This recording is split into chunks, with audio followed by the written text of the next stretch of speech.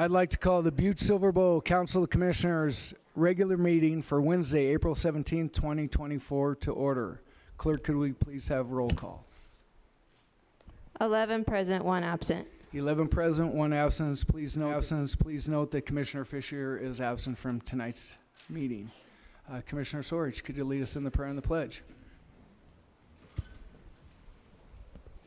Thank you, Mr. Chief Executive. Fellow Commissioners, Almighty God, we implore you, look upon us and guide us this night as we make decisions which so greatly affect our community of Butte-Silver. Direct our thoughts, words, and deeds so that we please you and best serve our fellow citizens. Amen. Amen. I pledge allegiance to the flag of the United States of America and to the republic for which it stands, one nation, under God, indivisible, with liberty and justice for all.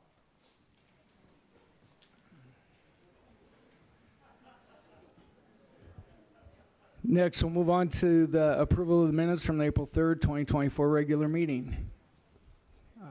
Commissioner Frederickson. Thank you, Mr. Chief Executive. I move to approve the minutes from the April 3rd, 2024 regular meeting. We have a motion and a second approving the April 23rd, 2024 meeting minutes. Is there anything on the question? Could commissioners please vote?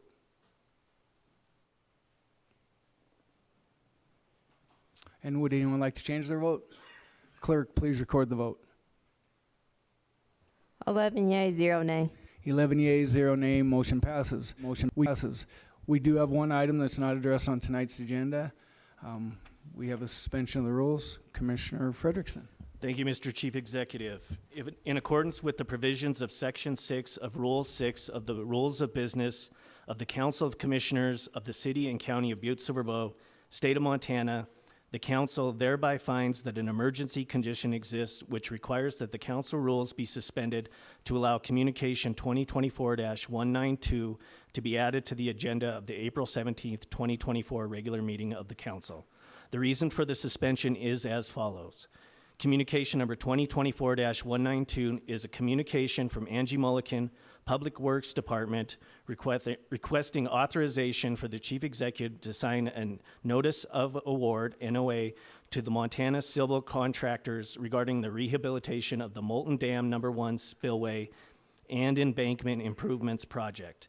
This communication was not submitted by the deadline for items to be placed on the April 17th, 2024 regular meeting agenda because notification from engineering firm and contractor for the schedule of the project was not submitted until after the deadline. However, in order to be able to start construction on the improvements project and thereby allow the contractor to begin working on this project on May 1st, 2024, Ms. Mulliken is requesting this communication be added to the agenda of the Council's April 17th, 2024 regular meeting. Based upon the foregoing, and to allow this matter to be acted upon, the Council thereby finds that an emergency exists which requires the suspension of the Council's rules to add communication number 2024-192 to the agenda for the April 17th, 2024 regular meeting. I move to approve the suspension of the rules to consider placing communication number 2024-192 on the agenda at the April 17th, 2024 regular meeting. We have a motion and a second to suspend the rules and place communication number 2024-192 on tonight's agenda. Is there anything on the question? Can Commissioner?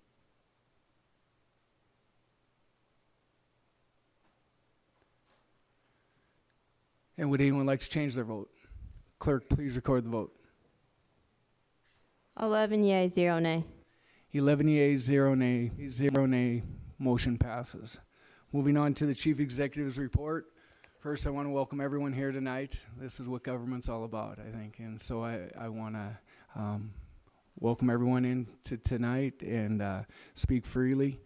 I guess first talk a little bit about our elephant in the room or on the streets. We had a little escape, and it was making national news, brings notoriety to our community about the circus and Viola as she escaped, but she was unharmed. Nobody was hurt. and everything worked out well, and the circus went on. So another thing I kind of wanted to address, last week we had a gentleman come forward and Christian Barlow and talk about his proposals for Butte-Silver Bow. Kind of wanted to address a little bit of that.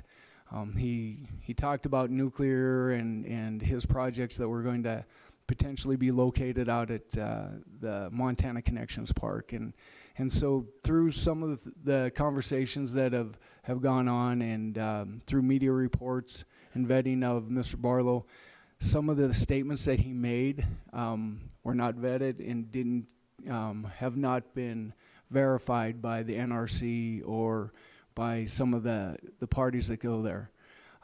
My statements were that as we talked about his projects, his businesses that he had been part of were vetted. He was in conversations with the state of Montana and stuff. But he has not purchased any property out at Montana Connections. We haven't entered into any agreements with him. So that's a long ways from getting where was kind of proposed there. And so it was his request to present to the council. His statements are his own. And so I wanted to clarify that as we move forward here. So with that, I think we're going to have a pretty robust agenda tonight and some great public comment. And so I'm going to close the Chief Executive's report, and I'm going to move on to any public comment on any item on the agenda tonight. Please come forward, state your name, your address, and what item you'll be speaking about. And then this is just some rules that we're going to go by. We're going to allow everyone 3 minutes. As you see, there's a lot of people in here that may want to speak. Hold on for 1 second, sir. 3 minutes to speak, and then we'll have the lights here. You'll be able to tell as the time's running down, and then we'll move on. Okay? All right. So we want to offer everybody the same respect. Yes, sir.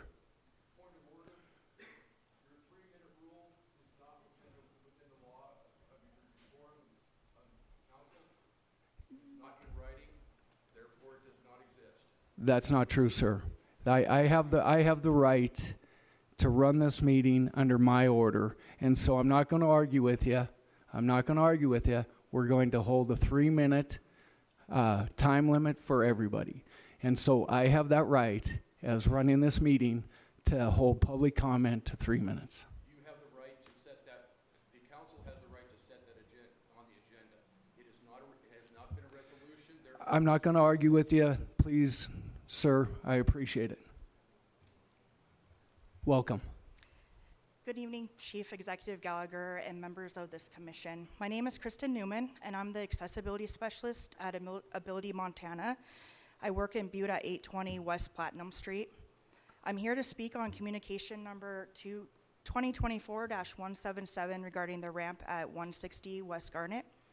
I'd like to request that you consider all of the facts and third-party assessments completed by professionals who do not work for either Butte-Silver Bow or the business requesting the easement.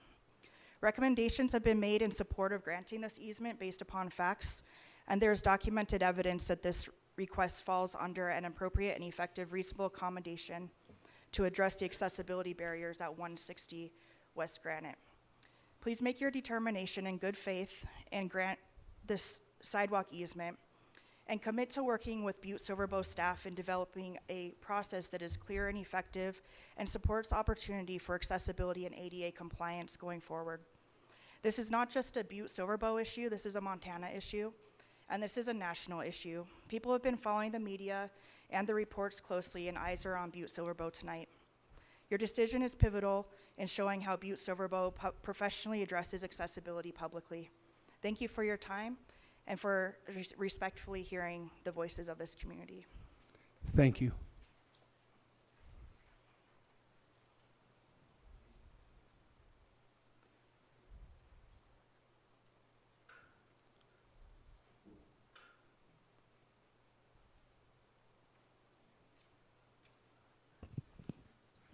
Well, there we go.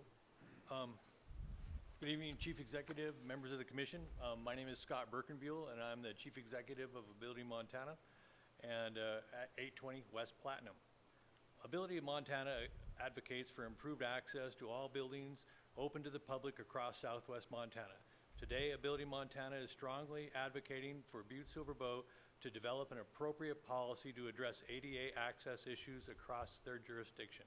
Developing these policies is addressed on page 121 of the 2022 Butte-Silver Uptown Development Plan, so that moving forward, developers, business owners, architects, and all others will know what the process is to create the least restrictive and most reasonable access to buildings, especially in Butte's historic district, which was built long before the passing of the Americans with Disabilities Act.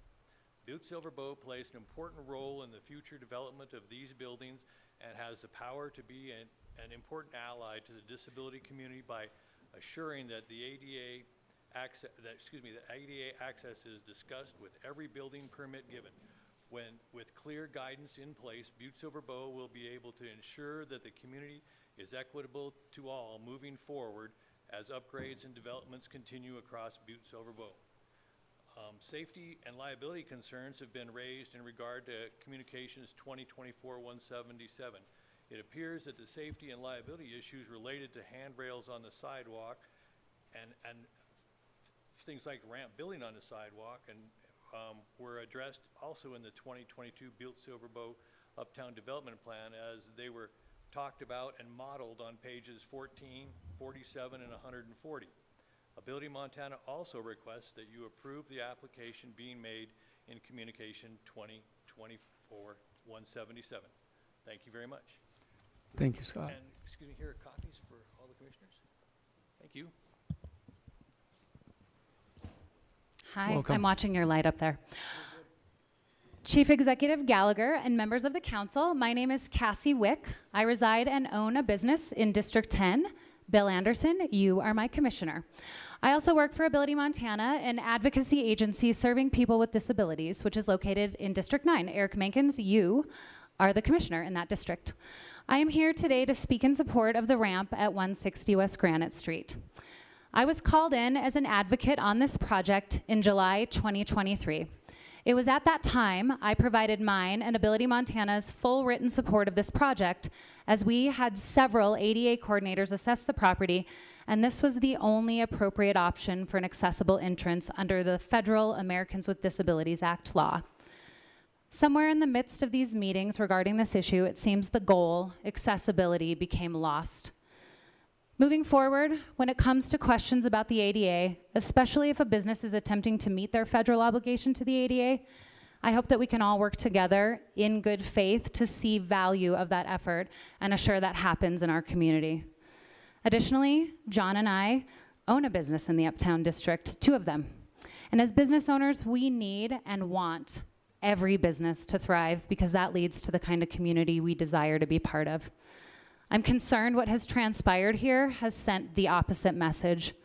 In order for our business to thrive, we need as many businesses as possible to choose Uptown Butte as a place they want to open. I would like to thank Ms. Decker for pushing this issue forward, and to the news stations for their coverage. In my 14 years of being an advocate for the civil rights of people in our community living with disabilities, this single event has brought more attention to the ADA, not just in Butte, but across Montana, which is more than our efforts at Ability Montana ever could. While I don't believe anything that has transpired was malicious or with ill intent, it has left an uninviting message to the folks in our community living with disabilities. There's a saying in the disability rights movement: if you're not at the table, then you're on the menu. Several of my dear friends living with disabilities need ADA accommodations to enjoy our community, are here tonight to speak on behalf of all decisions that are made where it impacts the ADA. Every time a business opens or does a remodel and ADA has not been considered, that is a loss for our community. The request for a ramp in the public right-of-way will happen again, hopefully many times, as that would mean our community is thriving and businesses want to create access. I hope we use this opportunity to recognize the vital importance access plays in our community, and that a streamlined process comes from the issue we're discussing tonight. I look forward to partnering with Butte-Silver on matters where ADA are concerned. Good access is good business. The ADA, when followed properly, means everyone can be part of our community with dignity. Thank you. Thank you.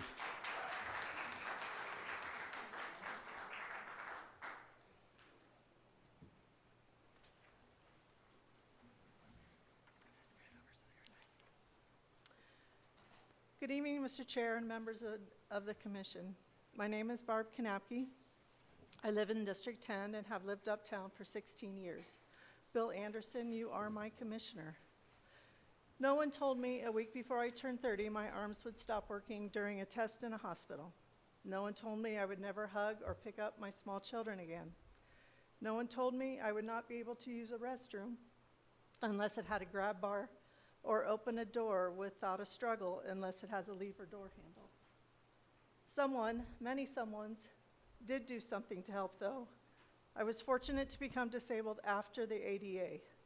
Because of people screaming and fighting to be heard, a law was passed to make, regulate, and encourage access to all regardless of ability.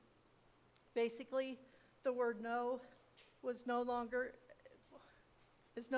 acceptable answer to, do we need to make this accessible? Yes, we do need to make top deck accessible.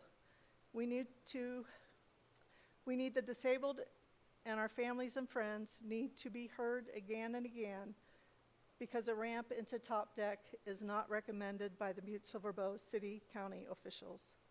Statistically, you dying before ever having a disabling problem is slim. Old age alone is often an issue. What if by being more proactive in this process, you are able to be out in your community longer than you can now? What if you will be able to do things without asking for help? I can tell you with 30 years of experience, constantly needing help is exhausting. I didn't know I was going to need to be heard over and over again. Hear me now, fix this, allow the ramp. No is never going to be an acceptable answer, and we will keep showing up until it is not used anymore. Thank you. Thank you.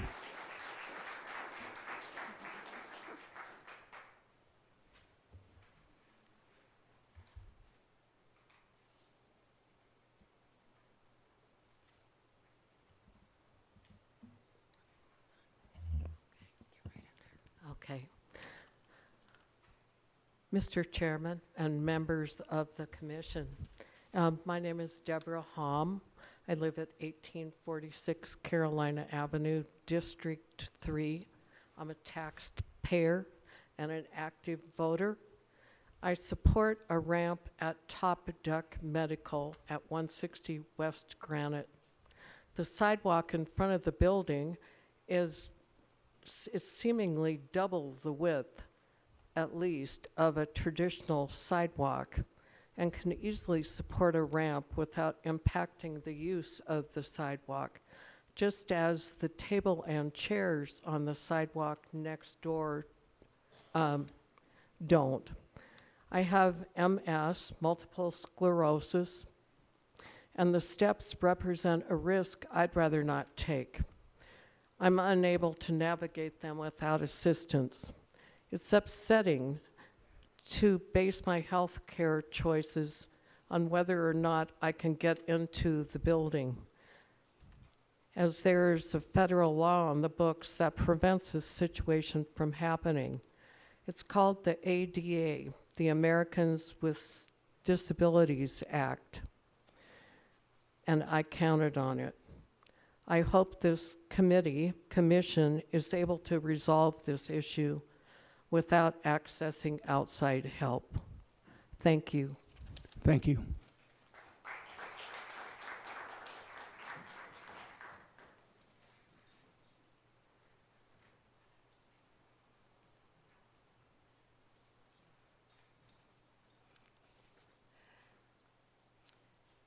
Good evening, Mr. Chair and members of the Commission. My name is Natalie Munden. I live in Commissioner District 2, where Commissioner Michelle Shea represents me.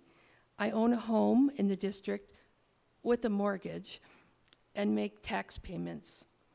Although being part of the disabled community was not on my wish list as I was growing up, I live with multiple sclerosis, which makes my life challenging in multiple ways, as does snow on unshoveled sidewalks, but that is a different discussion for another time. Getting from point A to point B can be dangerous for me without the assistance of ramps and handrails that help keep me upright. So I really appreciate it when I enter a building owned by people who think about the varying needs of their clients and have installed a ramp and handrail to keep me and other disabled customers safe and feeling welcome. I hope the Commission will approve the request by Top Deck Wellness, a new and locally owned business, to pay for and install a ramp for safe accessibility. Thank you. Thank you.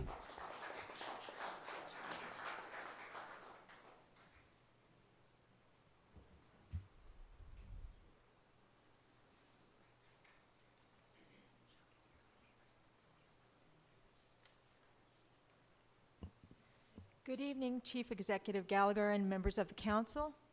My name is Michelle Lewis. I reside in District 6. Jim Fisher is my representative.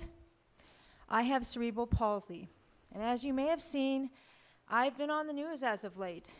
I typically prefer not to call attention to my physical challenges, as these challenges often lead me to feel different than. Watching myself navigate the world and seeing myself perhaps as the public does was not pleasant.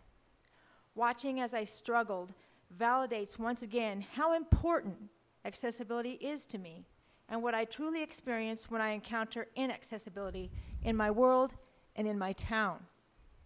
But I did this for the betterment of my entire community, so that people with accessibility needs, the disabled, the elderly, the injured, and even people with strollers, can count on dependable access to goods, services, and community connection.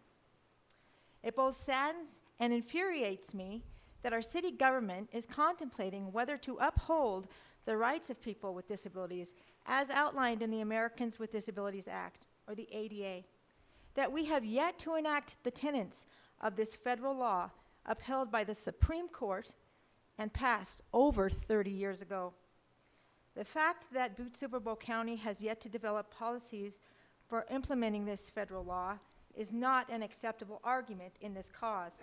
It is an unacceptable excuse. While Uptown Butte is revitalizing with new business and upgrades, the city's message to me is, you don't count. Your tax dollars don't count. I've felt invisible at times, and sadly, this time, it's my city that doesn't see me. While many of our beautiful uptown buildings are historic and may be difficult to adapt for accessibility, let's stand on the right side of history, uphold and work within the ADA guidelines to address accessibility for all, now. When I'm asked to dine out or attend functions uptown, the first thing I think about is how many stairs are there and is there a handrail? I hope you all have found my testimony tonight to be compelling. I will lean on a quote from the disability advocate, Judy Heumann. If you don't ask for what you want, you're not going to get it. I support the proposed permanent ramp and handrail at Top Deck Wellness, owned by Jamie Decker. Please acknowledge the individuals that need access to our community, your neighbors, your family, your friends, and most likely, one day, yourself. Thank you for your time this evening. Thank you.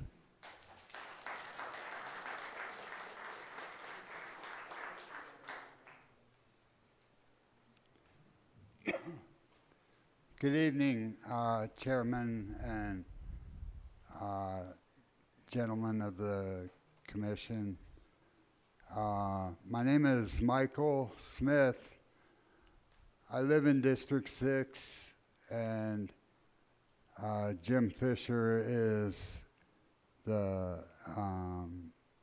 my commissioner.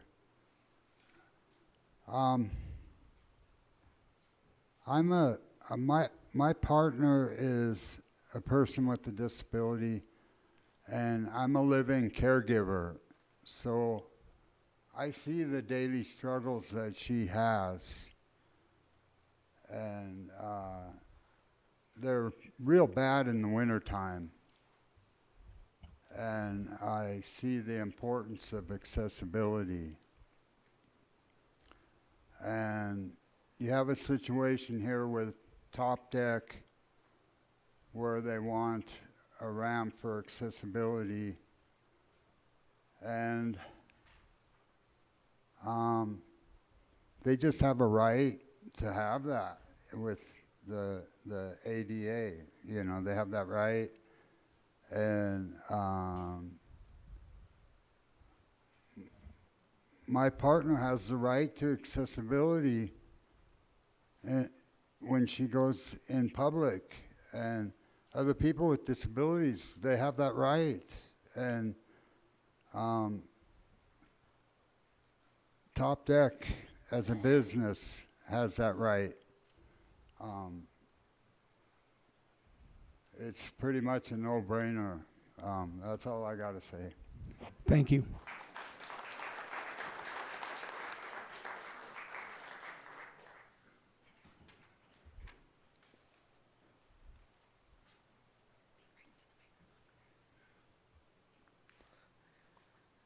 My name is Heather Raymond. I live in District 9. Eric Minkus, you are my commissioner. I was diagnosed with Down syndrome, and Jamie deserves the ramp. And she deserves it, and Jamie is the best person. She works hard day in and day out. Jamie needs the ramp for her business. Thank you. Thank you.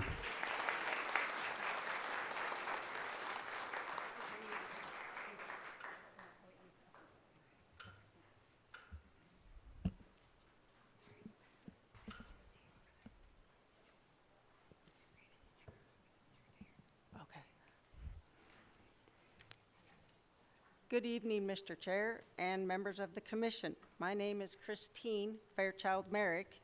I live in District 3, and Hattie Thatcher, you are my commissioner. Whoop! I have lived in Butte all my life, and it never crossed my mind the difficulties of not having a handicap accessible ramps and rails until I ended up in this chair. I had a stroke in my spine 8 years ago, coming this June. I was always involved working with kids and the school-based program and coaching in the elementaries that I worked in. I will never walk again due to my spine injury, so having ramps, rails, accessible sidewalks in Uptown Butte will get more people out to enjoy shopping and sightseeing our amazing uptown. And it's a federal law to have ADA accessible things. I here tonight to get approval to get a ramp at 160 West Granite Street, Jamie Decker's business, Top Deck Wellness. This will help keep money in Butte and people not having to travel to other cities to get medical Botox for spasticity. My daughter Morgan here would like to say something tonight. Hi, I'm Morgan Merrick. I am asking for approval for a ramp for Jamie Decker's business, Top Deck Wellness, so me and my mom don't have to change my school schedule to travel out of town to do Botox. Thank you. Thank you.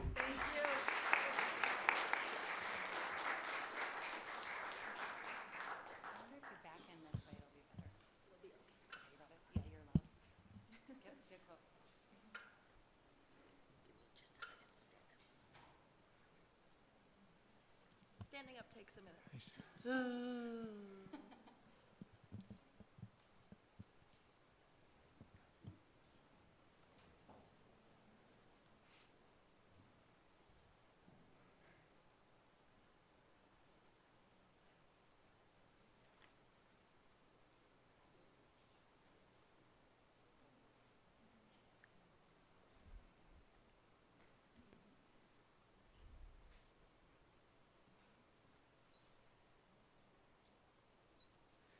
Hi, I'm Lucy Galeras. I go to school in the district, and Eric Minkins, you are my commissioner. Healthcare in Butte is pretty impossible to get already, and by not letting Jamie get a ramp, that means even less healthcare is available to us. Imagine having to go to the doctor, getting paratransit, finally getting uptown, which is a feat in itself, and then trying to go to the doctor and realizing you can't even get in the building. It's not fun. I am lucky enough that my 58-year-old father can still lift my 150-pound frame. But he shouldn't have to up steps, and at some point, he won't be able to. He doesn't like me saying that, but it's true. When we moved here 4 years ago, there was nobody available to get Botox for my spasticity. So we had to find a doctor all the way in Kalispell. Let me say that again. All the way in Kalispell to get the medical needs met that I have, which means my dad misses work, my mom misses work, my brother misses school, I miss school. Not good. If there was a ramp, I could get into Jamie's building and get the medical care I need locally, which means more money for the city. It's not that complicated. Put in a damn ramp. Thank you.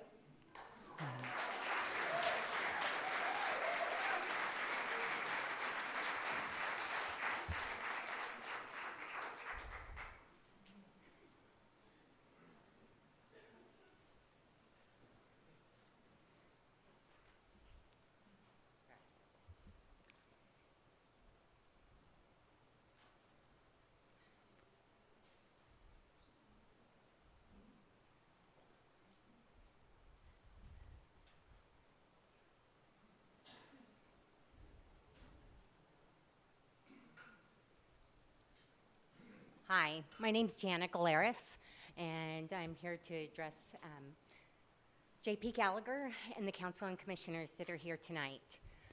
I have a daughter with cerebral palsy. She's right here. I'm asking for you to vote yes on this ramp, as it will improve the life of my child. By being able to receive the care in our own community, we would be able to prevent contractures and orthopedic surgeries without having to travel to other communities in and out of the state of Montana. They will save tax dollars because Medicaid won't have to pay for us to travel so far away. It will improve the quality of care and educational outcomes in our children's lives. A lot of people say time is money. Well, our time is money too. Why shouldn't we be able to take our child into our community for care they require and to shop, eat, and celebrate our lives in Uptown Butte? We are not invisible. We are not invisible. This is where we live. This is where we volunteer for our community members, for our councils in our own community. I am asking you to make it easier for us to have the diversity, equity, inclusion in our own town. By saying no to the ramp, you would be breaking their disability rights, human rights, ADA rights, and civil rights. They are all the laws. Not only could the county be liable, but you could be liable as individuals by voting no for breaking their rights. So I am asking you to look into your hearts, each and every one of you, and do the right thing. No one in here says they want or wished to be disabled, but they live with the disabilities. My children are individuals, and they count, and they should be seen and heard in our community. As a parent, I'm here tonight. I put you on notice. Change is coming. We can do this the hard way, or we can do this the easy way. We aren't asking for much. We're asking for equality. Please take away the barriers and vote to approve this ramp.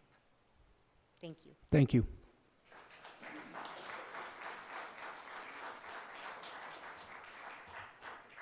Well, I wasn't planning on speaking, but since I got mentioned, I'm the 58-year-old father. To give you an idea of what goes into getting here for this sort of event, I cased the joint 4 or 5 times trying to figure out where we were going to park every day after work. And yes, you have accessible parking in the back. It doesn't work for our van. Not enough room, too steep a hill. We're up at the corrections center right now. Hopefully we don't get a ticket. Maybe you can help us out if we do. About a month and a half ago, she won an award for an essay that she wrote, and we went to one of the older, beautiful buildings here in Butte. Not your purview, but I wondered how in the world are we going to get in there? And I looked at the dozen or so steps out front, thought, oh boy. Went inside, talked to someone, found out we could come in through the back, which was only 4 steps down, another step up, a relatively narrow doorway. Power chair wouldn't do it. I brought our 10-foot ramp, was able to manually roll her down, get her in, and the people there were wonderful. One-time deal. Nothing to complain about. She was getting an award. Last year, she had a ceremony at a church here in town. We were told it was accessible, found the doorway to be too narrow to get her through. Brought a folding chair, carried her to the folding chair, walked her manual chair all the way around through the church, lifted her through the narrow doorway, got her in, did the same way on the way out. We do what we got to do. We go to Salt Lake in a month for a medical appointment.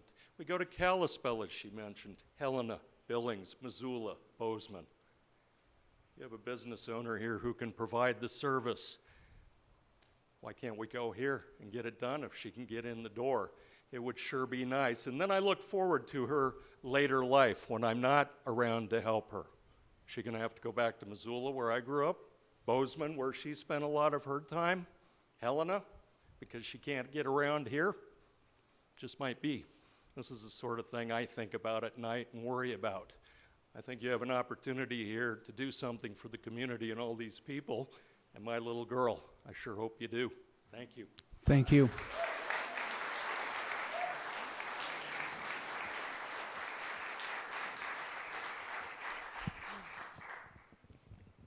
I heard this was the place to be. Wow.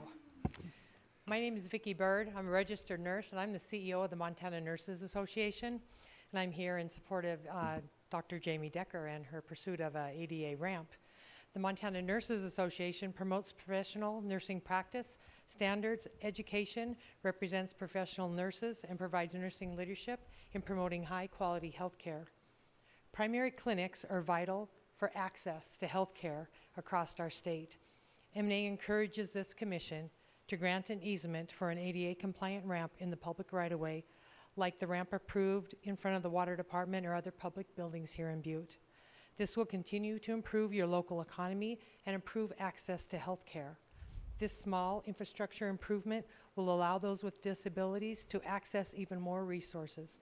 Top Deck Medical Aesthetics as a primary care service encompasses, just to name a few services, mental and behavioral health, prevention and wellness, acute care visits, all contributing to less emergency room visit burdens. Any increased access to health care, especially securing primary care services such as Top Deck, prevents community decay when your community members have to wait weeks and often months to see a primary care provider. This leads to more emergency room visits, poorer population health, and increased costs. Improving access to quality, cost-effective health care by developing or supporting public policies and remove barriers, whether they be financial, governmental, regulatory, or institutional, that deny access to appropriate qualified healthcare providers needs to change. Promote and educate your community who voted you into these important positions on how this commission is working with your local healthcare provider in this unique situation to solve a crucial healthcare access issue. To never grant an easement request of an ADA ramp in the public right-of-way doesn't promote collaboration, understanding of healthcare access or need, nor any forward thinking for your Butte residents. M&A encourages this commission to accommodate Top Deck's request, doing what is needed to secure primary healthcare services that Top Deck provides in your community, and many of your members, as you've heard from today, rely on for their healthcare needs. On a personal note, I have known Dr. Jamie Decker all of her professional nursing career. Her passion, professionalism, and entrepreneurship to provide excellent health care as a primary care provider and stay in Montana and do it is a blessing for all of us. Accommodating this request can show your Butte and surrounding communities a level of collaboration that is proactive, supportive, and respectful for this provider who has chosen your community to provide quality health care in. Dr. Jamie Decker, Doctor of Nursing Practice, family nurse practitioner, board certified, and CEO, choosing your community to hang her shingle in should be celebrated and supported to the best of all your abilities. Thank you. Thank you.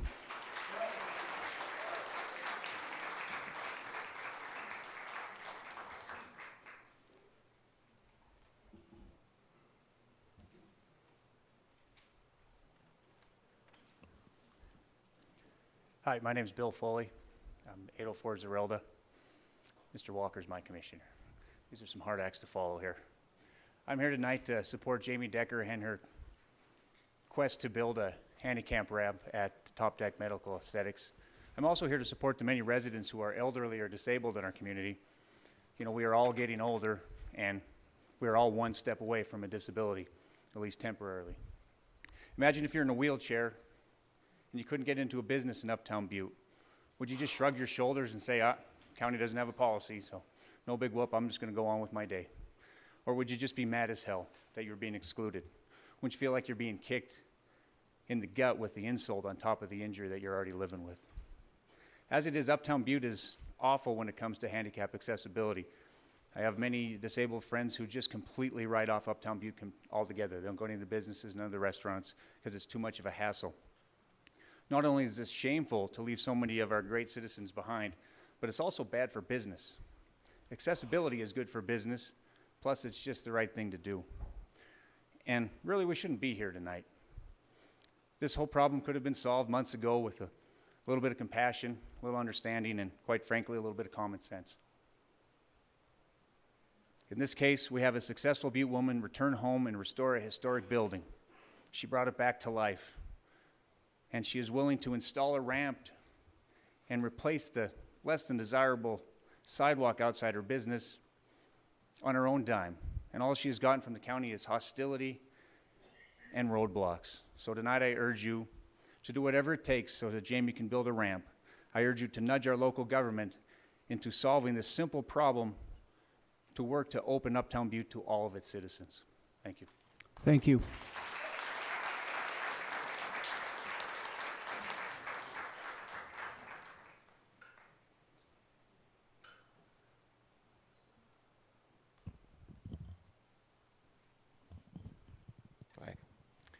Good evening.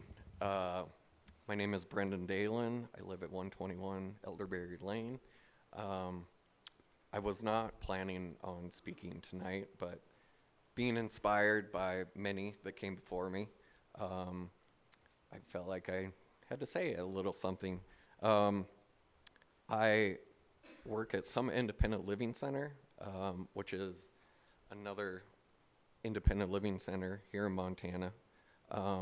I moved to Butte about 2 years ago, and originally from Missoula, but I do have family history and ties here in this beautiful, beautiful city. My grandpa was born in Butte, and I have been wanting to explore Butte and met with tremendous amounts of barriers, and it's been frustrating, I guess, to say the least, because I can't access places that I would love to access.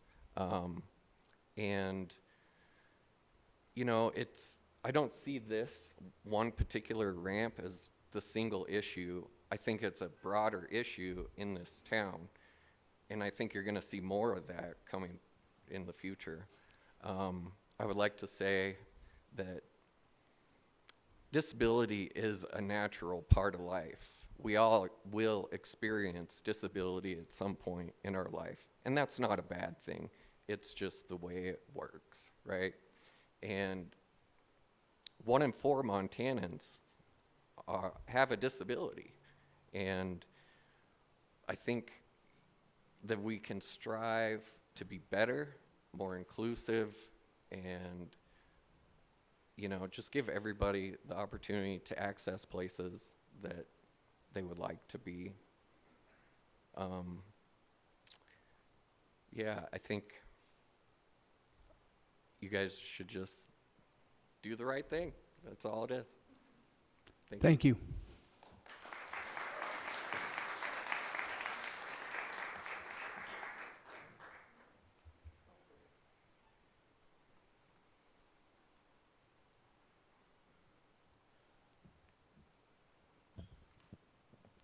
Good evening, Assembly.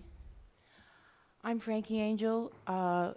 With the Orphan Girl Theater, we co-sponsor a production with Ability Montana. This is our 3rd year. People don't know that I taught critical thinking for 22 years. I'm going to be brief. I've never seen so many red herrings, and they need to be sleeping with the fishes. This is not an issue.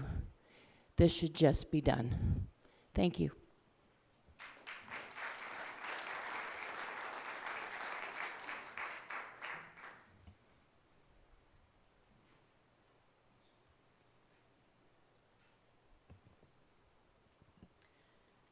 Chief Executive Gallagher and Council Commissioners. My name is Angela Wells, and I reside at 70 Lime Kiln Road in Butte. And I want to thank you for hearing all of us, including me. It's really hard to follow all of these people. They gave wonderful testimonies on why this is an important issue. I come to you asking you to resolve the communication number 2024-177. I've spent a lot of time thinking about this situation, especially over the last few weeks. The last couple of nights, I've been up almost all night thinking about this. I can't even imagine what these people have undergone. I am not privy to the intricate details or events leading up to this meeting. However, I am aware of the larger points of each party. There are valid concerns in both camps. Here's what I do know. When an issue receives this much attention, it is usually because it involves an ethical dilemma. And ethical dilemmas are tough because they are controversies over what people believe to be right and wrong. They can be very polarizing with very little middle ground. We need to meet in the middle. Our guiding principles are evolving. Each generation brings change, and ethical dilemmas get even tougher when you layer them with the values of different generations. As values change, public policies must be revisited to ensure they align.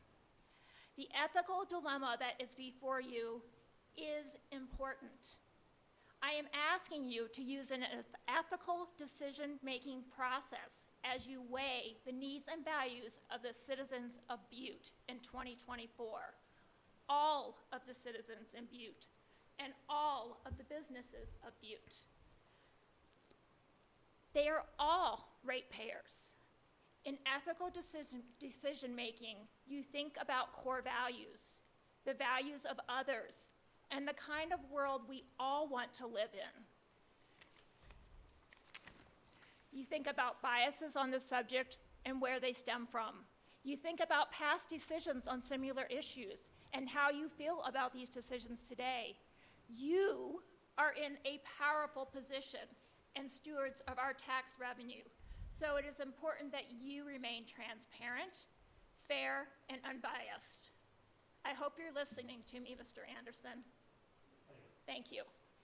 You can accomplish this by adhering to an ethical decision-making guide. You have a lot of people on all sides telling you what to do. You are most definitely facing an ethical dilemma in a society with changing values.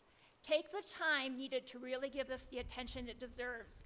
Use an ethical decision-making framework to guide you. Make sure you know the answer. You are the government. You teach people what is right and what is wrong.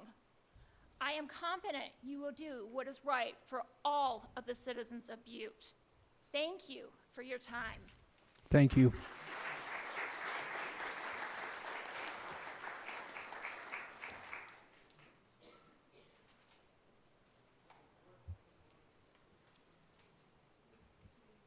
My name's Colleen Schulte, and I am currently a teacher at Butte School District, PE teacher. I taught special ed for years at different levels. Kids with self-contained, they called it, with a lot of physical and cognitive impairment, and then to resource kids that still had some. I had a child, now I teach PE, in my class a few years ago that had been taught at home, homebound, until he was in 6th grade, and then he came. But he just had a couple stumps for legs, but he wanted to get out of the chair. He did, and parents requested that I do it. And he would flip her around, and he just touched my heart. My husband was with the same kind. It's with Aware, and then with here in Butte. Anyway, so it's near and dear to our hearts, and I know you guys are doing a great job for city. I just wanted to tell you, I couldn't help. I had no intention of speaking. But if it was someone in your family, some of your kids, grandkids, aging parents, accessibility, it just seems natural to me, and it seems, I can't imagine that we would. So thank you for listening to me. I hope you come up with it. I think you will. I've come to love Butte and come to believe it is the can-do city. Thank you. Thank you.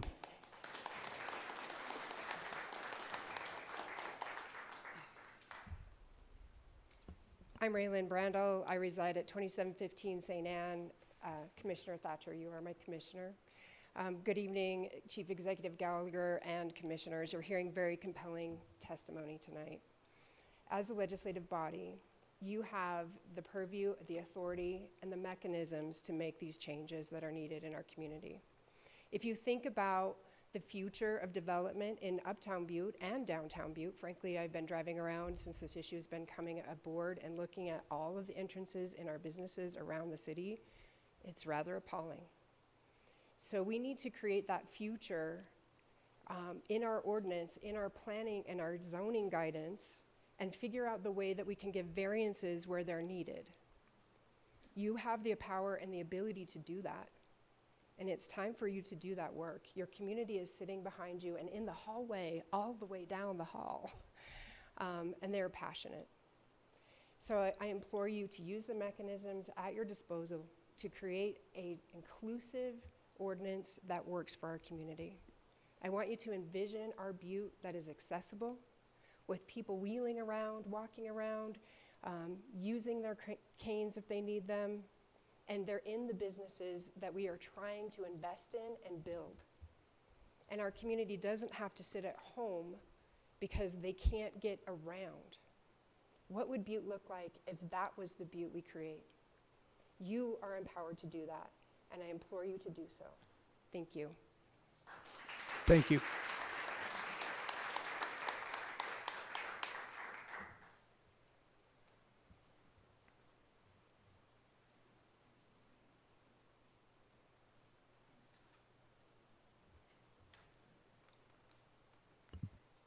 Good evening, Chief Executive Gallagher and Council of Commissioners. My name is Ronnie Bumgarner. I live at 2216 Princeton Street here in Butte. I have lived here with my husband and 2 children for a little over a year. I quickly learned from the people of Butte that Jamie Decker is an outstanding member of Butte community. She is at the forefront of all things medical, aesthetic, and just an all-around great role model for women. Of course, when I heard all these wonderful things, I knew that I wanted to be a part of her vision. I have been working with Jamie since November as Top Deck Medical's patient coordinator. I have seen myself why and how Jamie has made such a positive name for herself. Many of our patients have come to us with a lot of the same wants and needs from their provider. Many want to be seen in a timely manner and also want to feel like they are seen and heard. So many of our patients have come to us saying they feel very defeated with their current primary care.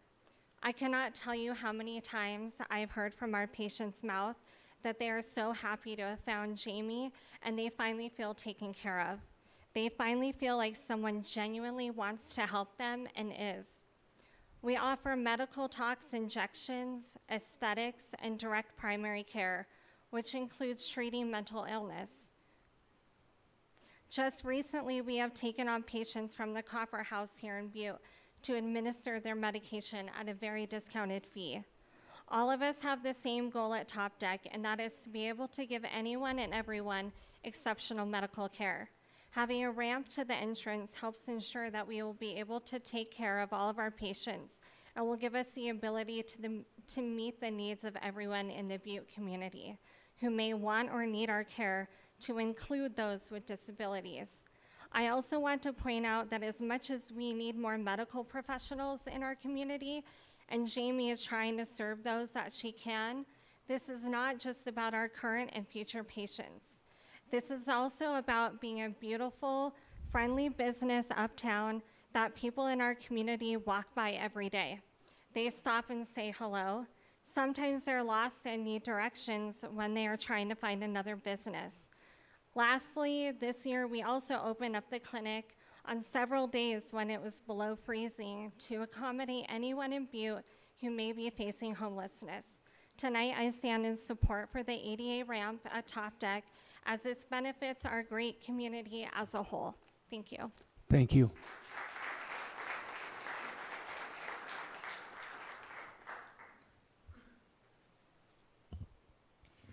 Chief Executive Gallagher and Butte-Silver Council of Commissioners, thank you for the opportunity to appear here today. My name is Corey Rivers. I live at 3275 North Cable Road in Anaconda. Although I do not live in Butte at this time, I lived here for 5 years while I attended Montana Tech to earn my nursing degree. The Butte community will always be near and dear to my heart. There truly is no other community like Butte. I've worked at Top Deck Medical Aesthetics and Wellness since December 2023. I've known Jamie for 10 years. We actually first met when I was a nursing student and I was paired with her for my hospital clinical. So much of how I practice as a nurse has come from the building blocks that Jamie taught me over a decade ago. Probably the most important thing she's taught me is that nobody is too good for any task. If the garbages need emptying in a patient room, empty them. If someone is spilled in the hall, clean it up. If a patient needs cleaned up, clean them up immediately. We don't wait for the person with that job title to do the dirty work. We all work together to get things done. This holds true even today. I feel like a lot of why the ramp hasn't been approved is because we are pointing fingers at what should have or could have been done in the past. We need to move away from this mindset. We should be looking at this problem with a full heart, asking what needs to happen so this issue can be fixed. Again, the issue isn't necessarily the ramp. The issue is this process. We are a generation that is experiencing information doubling rapidly, and we need to be able to adjust our practices and implement change to better our community. We need to be able to recognize and solve problems that are unthinkable today, but will become a reality tomorrow. We are the keepers of tomorrow. If this ramp doesn't get approved, who truly is affected? Not necessarily Top Deck, not necessarily Jamie, but our community members who need the ramp to access healthcare. What message are we sending to the voters? Let's come together and fight for our disabled persons in the community. Montana has 25% of residents that are registered with a disability. This is a huge number of people who need special accommodations in some capacity.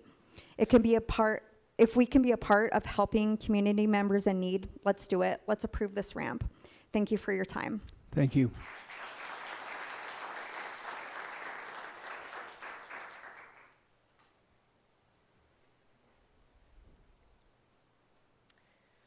Good evening, Chief Executive Gallagher, council members, friends, and neighbors. My name is Maria Pomeroy. I was born and raised in Montana and have lived in Butte for the last 5 years. I have a unique educational background and work history in that I have both a bachelor's in political science and a bachelor's in civil engineering, and I have worked both as a paralegal and as a civil and environmental engineer. The topic of today's discussion, the installation of an ADA ramp in Uptown Butte, falls neatly within both the legal and engineering realms. This evening, I would like to highlight how the legal intent of the Americans with Disability Act allows for small businesses to construct accessible features in historical buildings. In the 1980s, legislators and activists push for additional civil rights legislation to end public and private discrimination against persons with disabilities. Previous legislation set the initial framework, but the laws only applied to specific entities receiving federal funds. When George H.W. Bush signed the Americans with Disabilities Act into law in 1990, he expanded protections for persons with disabilities and made state and local governments and corporations, including small businesses, responsible for providing access to resources and facilities to all members of the community. In relation to the topic being discussed this evening, the ADA requires that altered commercial facilities be made readily accessible to individuals with disabilities. The authors of the ADA laws acknowledged the costs associated with implementing changes to old buildings and allowed for flexibility in implementing the law based on the size of a business. They expected that a large corporation would remove more barriers to accessibility than a small business. It is my opinion that Jamie Decker met and exceeded the intent of the Americans with Disabilities Act in her efforts to remove barriers to accessibility in her small business at 160A West Granite Street. However, the age of the historical building and the layout of the structural features within the building limited her ability to remove one final barrier: access through the front door. Altering the building structure to lower the front door to the level of the sidewalk is too expensive for a small business owner. This final barrier can be readily removed through the cooperation of our local government and the small business owner. I ask that this council work with Jamie Decker to remove this final barrier to accessibility and grant her an easement so she can construct an ADA-compliant ramp that will allow her patients to enter her business. Thank you for your consideration. Thank you.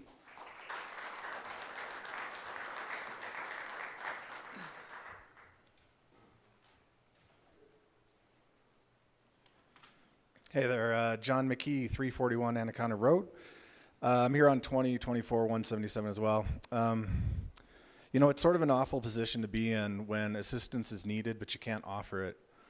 And that's a big feeling of hopelessness in a lot of people. And knowing that someone needs help and you're not in a situation to solve that's awful. But in this case, luckily this council has a way to help where thus far no one else has been able. And if the core value of a good society is to ethically use its power to help all of us, then this council is even more empowered in this process. As an owner of a historic uptown building, I know the challenges that are presented in accommodating access for all of my customers. Luckily, the architecture of my building allowed for me to incorporate an ADA ramp inside my building when I remodeled it in 2010. However, I know for many other businesses with buildings in Uptown Butte that simply weren't constructed in a way that allows for any other option other than an external ramp structure. And the building at the core of this issue tonight is one of those cases where no other option exists. Every good society evolves to a point where they elect to care for everyone in their community by creating equal conditions for all of us. Uptown Butte cannot be raised and rebuilt to get around and conform to every condition that a good society requires. Hence the variance process, which allows this community to accommodate all of us when all other options have been exhausted. It's fine to say that Butte-Silver Bow is working on the overall ADA accessibility issue via a new compliance officer and process, and I personally champion that effort and look forward to the measured and thoughtful outcome of that process. However, to deny change at this time with the argument that bureaucracy will catch up, especially when other options are like the variance process is immediately available, seems to be the wrong choice for a good society to make. Remember, you're not being asked to accommodate a business owner or healthcare provider. You're being asked to accommodate people who need this type of access in order to live an equal life. I'm sure there are additional financial considerations, liability considerations, but money can be found and liability can be indemnified. So in the end, the biggest question is this: if you have the power to solve this issue and elect not to, have you made the ethically correct decision? Bureaucracy can and will catch up with policies for all cases, but for now, there can be no ethically compelling reason to not allow a variance in this specific case. And I encourage you to remand this back to the appropriate committee. Ask for the variance to be drafted, not talked about, not more meetings, or do it tonight in an open motion and get it done. Thank you. Thank you.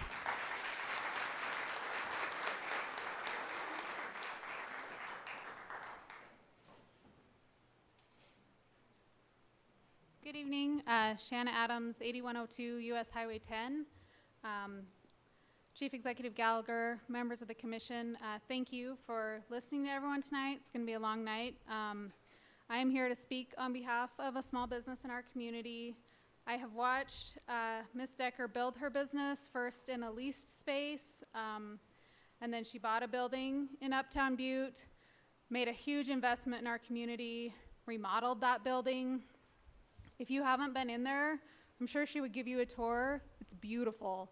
It's a fantastic facility, and frankly, we need a dozen or 24 more people to do the same kind of major investment in our community. I think it's really important that this community is seen as business friendly, and I think typically we are. But in this case, I think you're given the opportunity to show that we're business friendly in this community. Thank you. Thank you.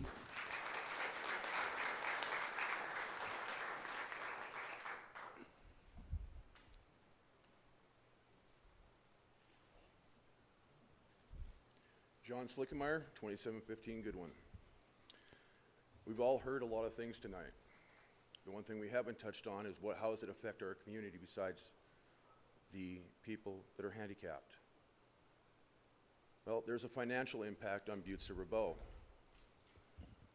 Financial impact is more scrutiny by the government, and it also affects funding, from grants to housing to everything.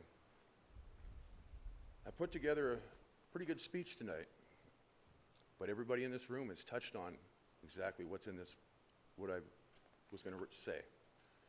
So I don't need to say that. I do need to say that this should have never happened. We shouldn't be here tonight. We shouldn't be having this discussion. It all should have been handled by the Building and Zoning Commission. They are the ones, by the state code, say that they're the ones who are supposed to be able to do this. All it should have to do to come to you guys is say yes or no. That hasn't happened. It's been a problem all the way through. For that, I'm sorry. I have a very heavy heart about this, that this has happened. So, thank you. Thank you.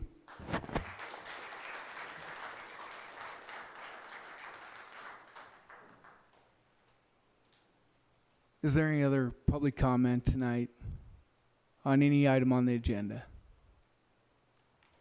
Seeing none, I want to thank everyone for speaking, and we'll move forward on the agenda, and then I'm pretty sure we'll have more on the conversation as this agenda item comes up. So moving forward, we're going to section 1, bid openings, public hearings, and or presentations. We have a public hearing and a resolution. So County Attorney 5E, do we have proof of publication? Mr. Chief Executive, on 1, 2, and actually 3 under bid openings, there is proof of publication on all 3, and they appear to be in order. Thank you, County Attorney 5E. First one is communication number 2024-172, Lisa Carey, Office of Emergency Management Director, requesting Council of Commissioners concurrence to schedule a public hearing on April 17th for the purpose of amending the fiscal year budget 2023-2024 budget to allow for increased expenditures of unanticipated revenue. Do we have Director Carey here, please? Welcome. Hello, Chief Executive Gallagher, members of council. I'm Lisa Carey, Director of Emergency Services. Thank you for giving me time on the agenda tonight. This unanticipated revenue is from a hazardous materials emergency preparedness grant that will allow 6 firefighters to attend the 2024 IAFC Hazmat Conference in Baltimore, Maryland this June. The federal portion of this grant is $15,100, which requires a 20% soft match of $3,775 for a total project cost of $18,875. The soft match will be met with the time they spend in the hazmat training.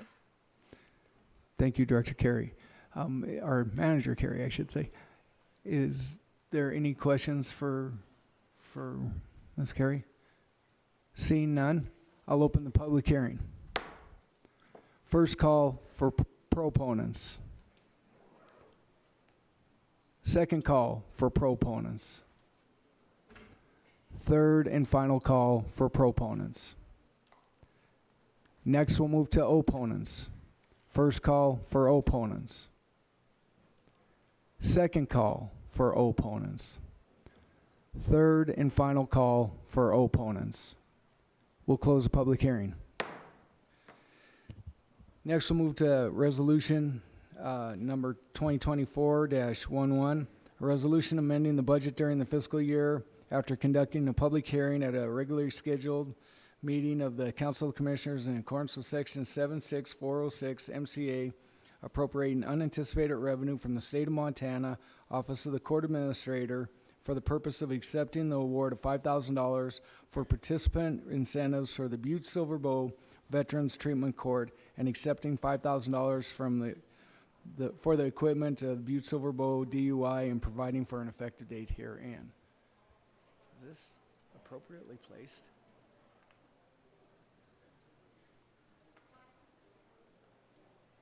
Okay, so do we have anyone to speak on this today?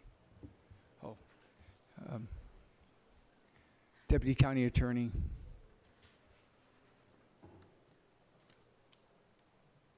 Chief Executive Gallagher, Mike Clegg, Deputy County Attorney Mike Clegg asked me to step in for him tonight. He is out on vacation. The reason for this resolution is there was 2 grants that were given to the DUI court and the vet court, $5,000 each. So the purpose of this resolution is just so that the treatment courts can accept the money for anticipated revenue. Thank you. Is there any questions for Deputy County Attorney? Seeing none. Can we take action on this, Commissioner Ferguson? Oh. Okay. All right. So I'll open the public hearing for resolution number 2024-11. First call for proponents. Second call for proponents. Third and final call for proponents. Next we'll call for opponents. First call for opponents. Second call for opponents. Third and final call for opponents. I'll close the public hearing. Next, we'll move to bid openings. Communication number 2024-148, Kristen Rosa, Economic Development Coordinator, requesting Council of Commissioners concurrence to schedule a bid opening for April 17th for North Parkmont project. And I believe we have Director Neary who will be coming forward with that.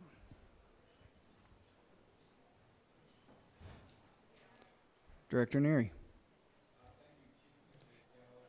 Thank you, Chief Executive Gallagher and Commissioners. For the record, I'm Public Works Director Mark Neary. We have 3 bids for this project. It's North Parkmont that is actually funded through the Community Development. I'm not sure what the district is called out there. It's a tax increment district, and this is one of their first projects out there. It's a paving, total reconstruct. The first bid is from Jeffrey Contracting from Butte.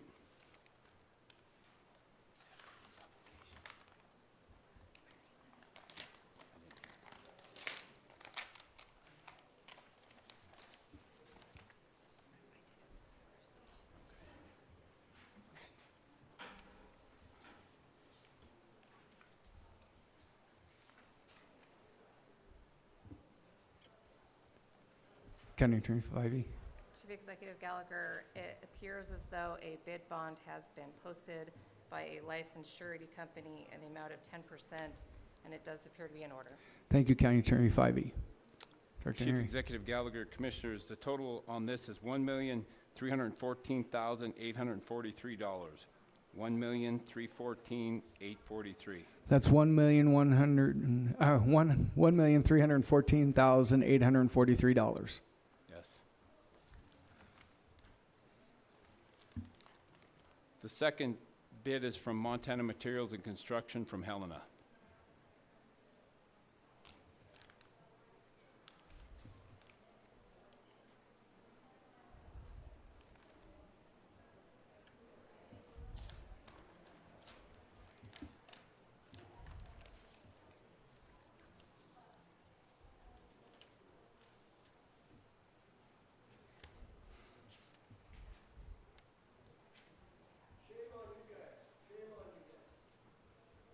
Chief Executive Gallagher, it appears as though a bid bond has been posted by a licensed surety company in the amount of 10%, and it appears to be in order.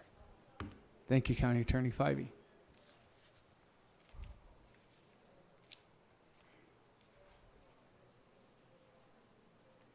Chief Executive Gallagher, Commissioners, the total is $1,334,960. $1,334,960. That's $1,334,960. Yes. The third bid is from Hoffman's R&M Services from Butte.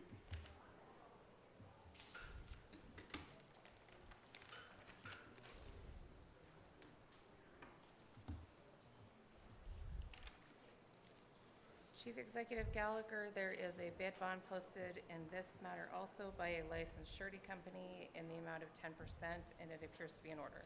Thank you, County Attorney Fyvie. Chief Executive Gallagher, the total is $1,338,615 even. $1,338,615. That's $1,338,615. Commissioner Frederickson. Thank you, Mr. Chief Executive. I move to refer this back to the Public Works Department with a recommendation back to this body.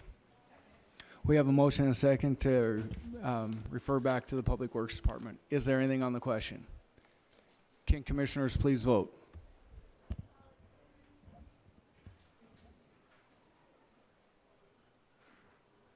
And would anyone like to change their vote? Clerk, please record the vote. 11 yea, 0 nay. 11 yeas, 0 nay, motion passes. Moving to Section 2, Communications. A, Committee Reports, and B, Communications. A, 1 through 4, and B, 1 through, let me get my numbers here. 18.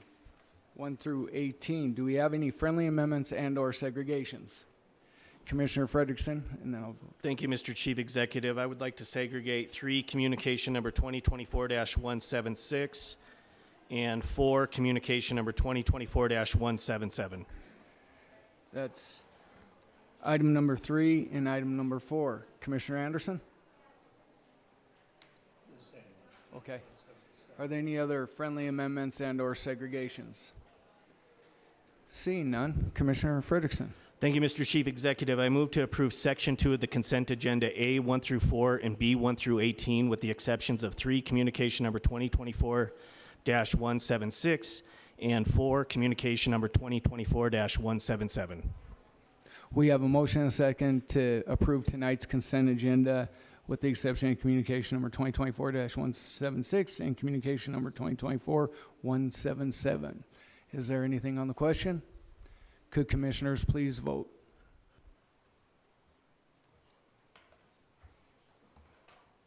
And would anyone like to change their vote? Clerk, please record the vote. 11 yea, 0 nay. 11 yeas, 0 nay. 11 yeas, 0 nay. Motion passes. Moving on to item number 3, communication number 2024-176. Ed Lester, Sheriff, requesting Council of Commissioners authorize the transfer of retired K-9 Officer Blue to Sergeant Steve Horner as longtime handler. Officer Blue has served with distinction, and we wish him many years of quiet retirement. Commissioner Frederickson. Thank you, Mr. Chief Executive. I was talking to Sheriff Lester, and it turns out Officer Blue is still on duty for another month, so we're going to hold this in abeyance. So I move to hold this in abeyance until Officer Blue is ready to retire. We have a motion and a second to hold in abeyance Officer Blue's retirement. Is there anything on the question? Please vote.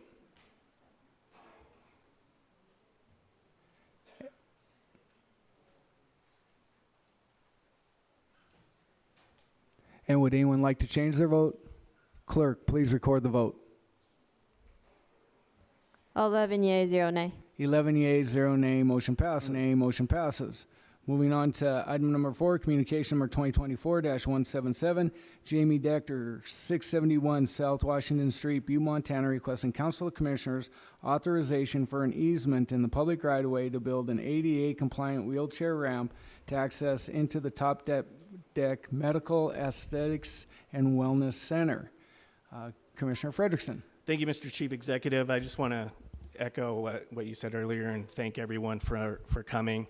I know it's extremely difficult to come up before council, and so I really appreciate everyone coming. But I wanted to give this opportunity for Ms. Decker to talk about her communication, and then in turn, I'd also like to bring up county staff, whether it's Mr. Ouellette or Mr. Peterson or both, to kind of talk about the county side of things. So, thank you, Commissioner Frederickson.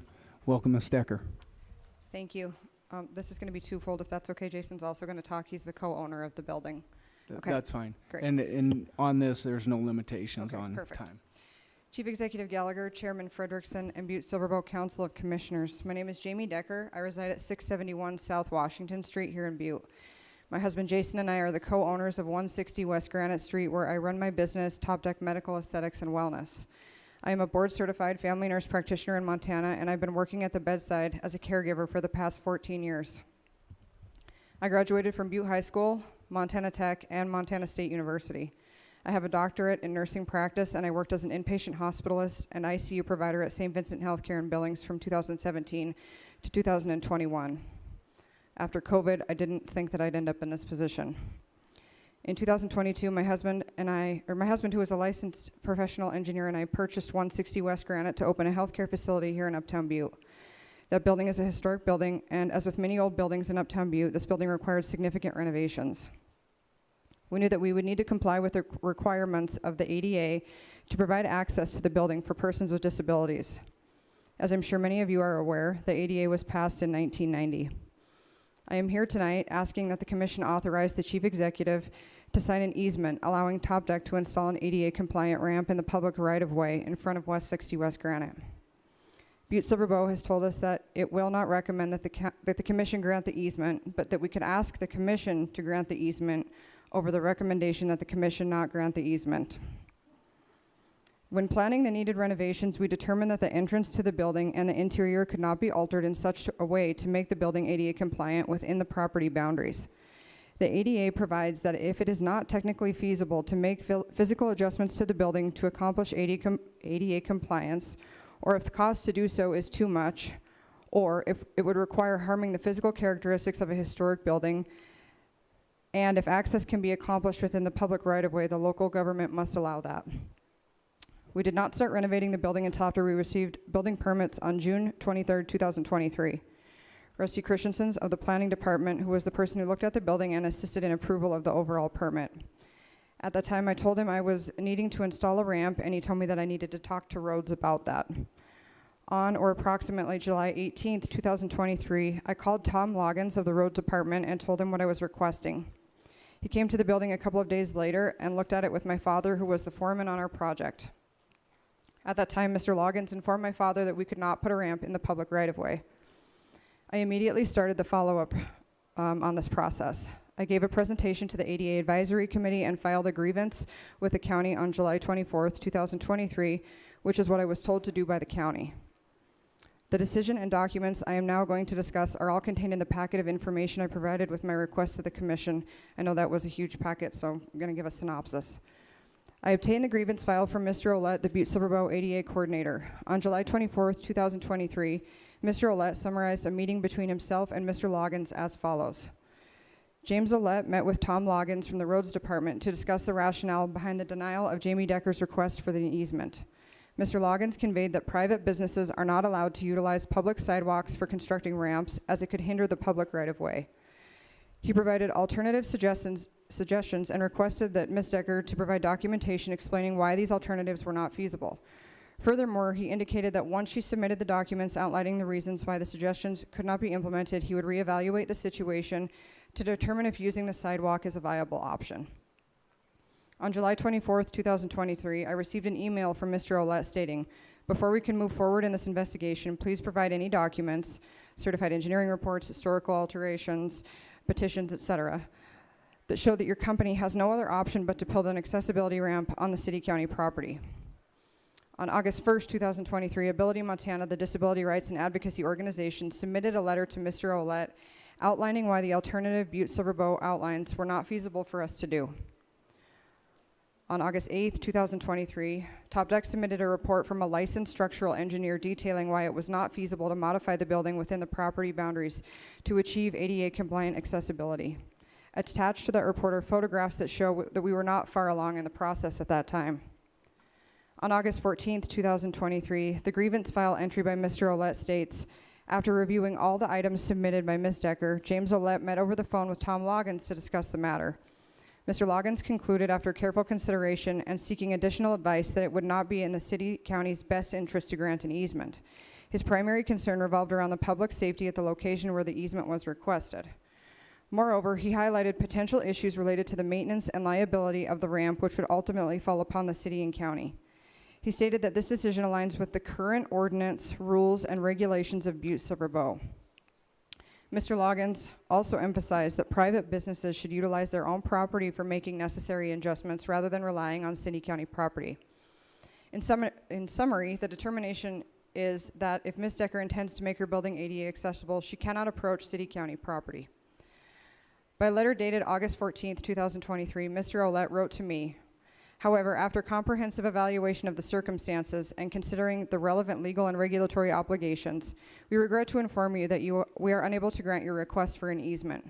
While the information you provided shed light on reasons behind your request for the easement, we are bound by our responsibility as public stewards to ensure the proper maintenance, safety, and functionality of the public right-of-way. Please understand that our decision is not taken lightly, and it is in alignment with our commitment to upholding the accessibility standards outlined by the ADA. Our priority remains to uphold the safety to all the pedestrians while adhering to the legal framework that guides our decision. Myself and Jason continue to pursue the matter and had several meetings with Butte-Silver Bow personnel. On November 8th, 2023, Mr. Ouellette wrote to me stating that, in part, following our discussion, the City County of Butte-Silver Bow is prepared to review the modifications of the public right-of-way adjacent to your premises to facilitate and sign an easement that is an ADA compliant access ramp. We acknowledge your previous attempts to address this matter and recognize the district's historical and geographical complexities of the area as detailed in the documentation you have provided.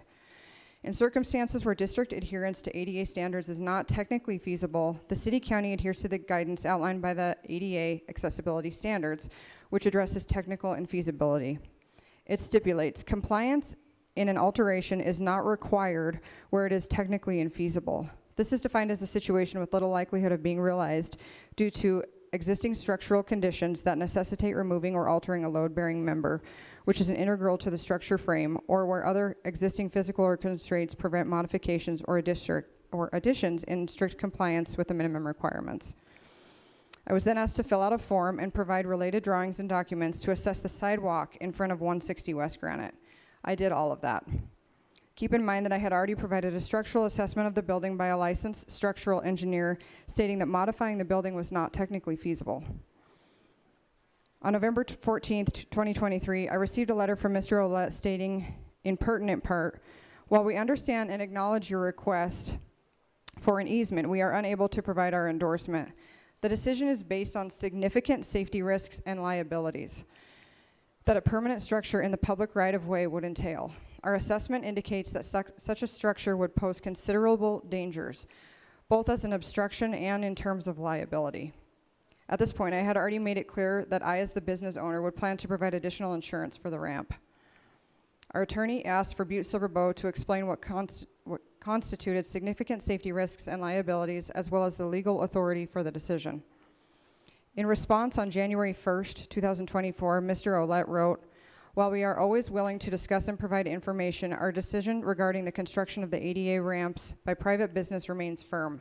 The decision is based on the requirement that these ramps must be within the property boundaries and not encroach on the public right-of-way. Our stance on this issue will not change. Our attorney and the deputy county handled this matter with exchanged communications, which are included in your packet. Since January, it appears Butte-Silver Bow's reason for declining to recommend the easement have changed just a bit. Last week on April 10th, Butte-Silver Bow Deputy County Attorney wrote to our attorney saying, I want to make it clear again that Butte-Silver Bow will not oppose the request to grant an easement for Top Deck for a ramp. However, Due to the facts of this case, we do not think it would be appropriate to recommend to council that they authorize the chief executive to sign documents granting an easement either. This is for many reasons, including that this building was not designed with ADA compliance in mind, but it was an afterthought resulting in the current situation. However, that is not the case as detailed above. This has been a string of many months. We started asking questions about access from the time we were given permits by the county.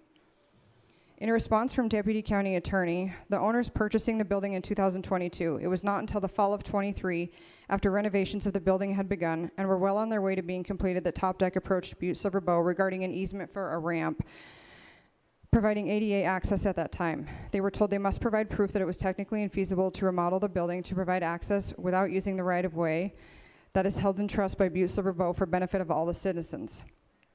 As previously stated, we did not obtain building permits until June of 23. Those were authorized by the county. As I said previously, I contacted Tom Loggins on July 18th of 23, and at that time, he said we could not build a ramp, so I filed the ADA grievance. We had spent the previous months obtaining funds from the URA and the BLDC.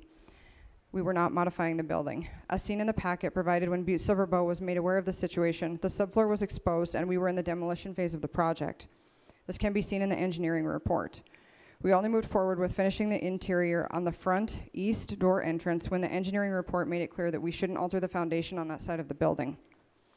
Several of the Butte-Silver Bow staff members had seen the building and were involved in these discussions early on in our process, as seen in the emails of your packet. Included in the packet are letters of support, one from Mark Rivas, who is a former historic preservation officer for Butte-Silver Bow and a licensed architect in several states. In the letter, among other information, he references his work on designing the ADA compliant ramp for the water company building, and he helped review the design for the ramp in front of the Montana standard. I also want to point out that there are at least, what I could find, 10 other access ramps in Butte that were never granted a formal easement or documented permission. Butte-Silver Bow has a parklet and pedlet ordinance, which would allow me to place an entire eating area outside of my building with a boundary fence-like structure to partition it from the sidewalk. But it requires far less clearance for pedestrian walking space than the ramp I am proposing. I do not see how safety, maintenance, and liability issues here are any different. My proposed easement is in the packet. It has been reviewed by the Deputy County Attorney, and to my understanding, it is formed appropriately. I would be assuming all liability for the ramp and providing insurance in the county mandated limits, naming the county as additionally insured. I would also be assuming all costs of the construction, maintenance, and repair of the ramp. The purpose of the ADA is to facilitate access to persons with disabilities to public spaces, to prevent discrimination. People with disabilities have access into the Butte Water Company building, and they should have access into my building to access healthcare services. I believe that I have met the requirements of the ADA in terms of demonstrating that altering the building was not technically feasible. I believe that Butte-Silver Bow has an obligation to accommodate people with disabilities by allowing me to place an ADA compliant ramp in the public right-of-way. I want to personally thank you for your time and dedication to our community. I hope the ramp discussion at Top Deck doesn't end with me, and this opens a further discussion about how to make other uptown buildings safe and accessible with a clear policy. I moved home in 21 with anticipation for this. Tonight I am formally requesting that the Commission authorize the Chief Executive to sign the easement request for 160 West Granite Street. I'm now going to pass this off to Jason Decker, who's the co-owner of the building, to discuss the structural portion of this process. Thank you.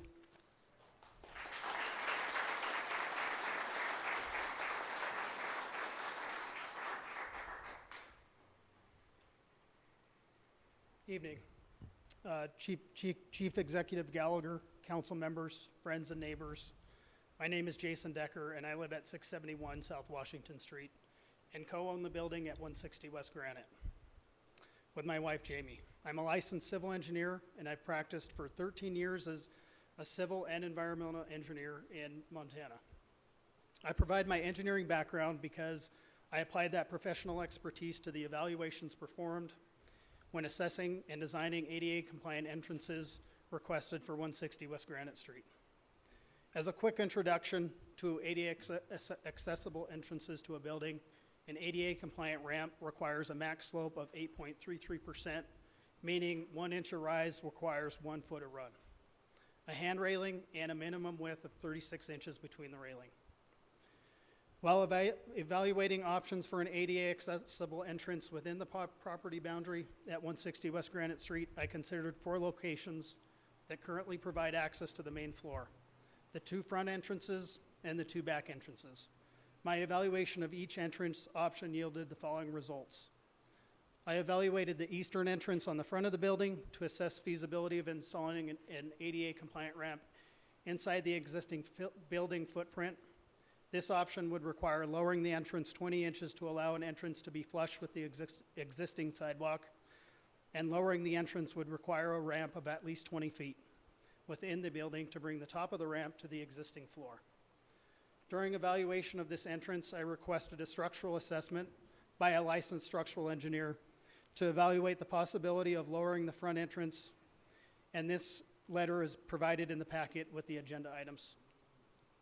Evaluation of this entrance provided 3 conclusions. 1, the building's length is too short to house the 20-foot-long ADA compliant ramp within the building footprint.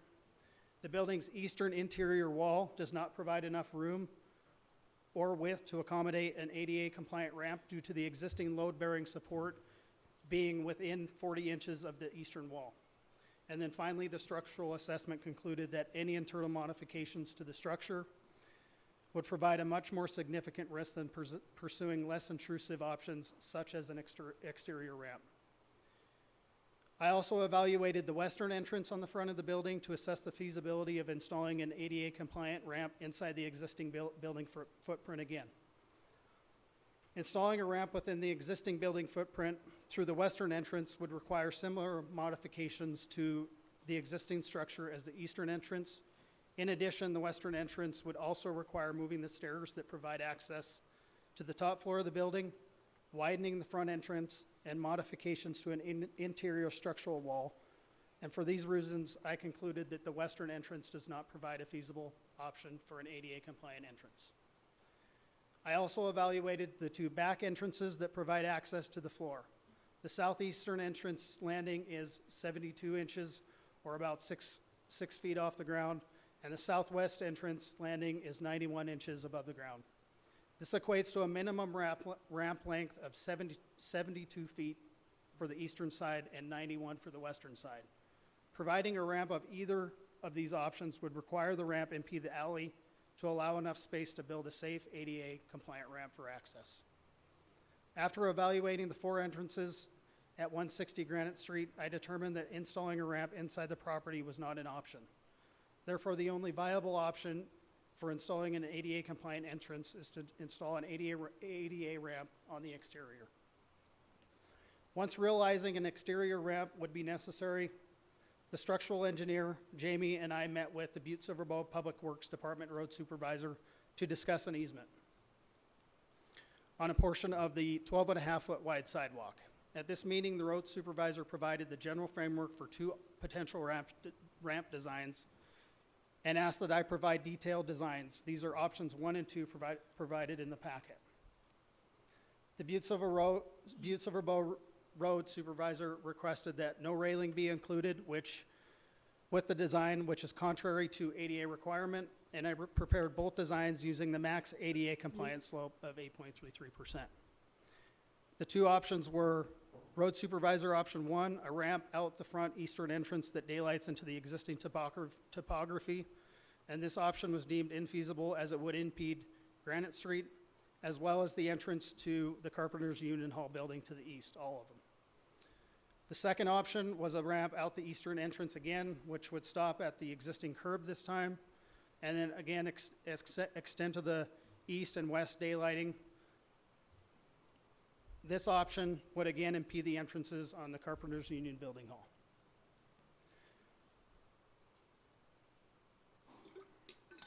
After working through the details of the 2 supervisor options and determining that they were infeasible, I provided a 3rd option that would include a standard ADA compliant ramp. This design is similar to the one in the front of the water company building at 126 West Granite Street, and it is seen in the packet as option 3, and also has a revised 3D option in the packet as option A.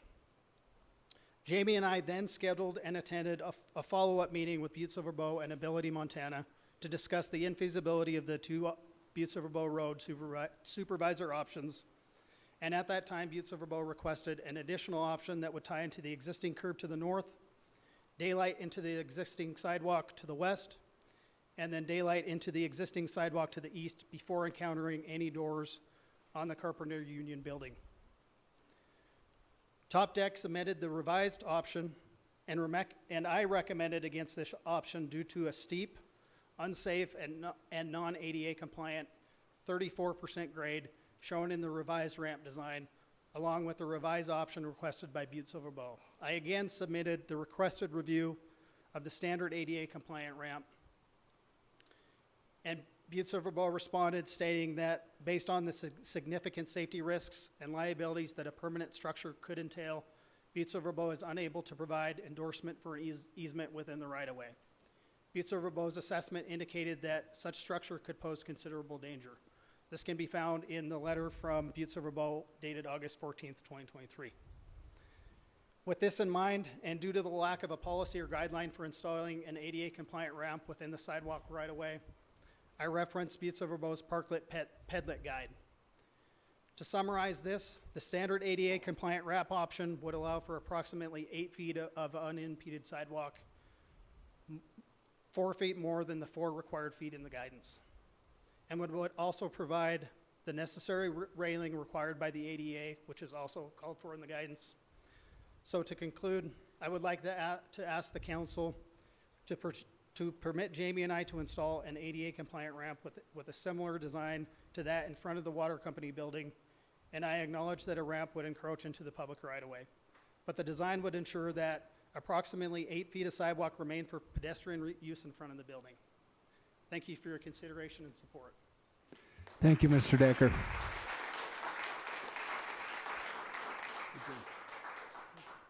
Would you like to have? I believe we'll have Mr. Ouellette come forward.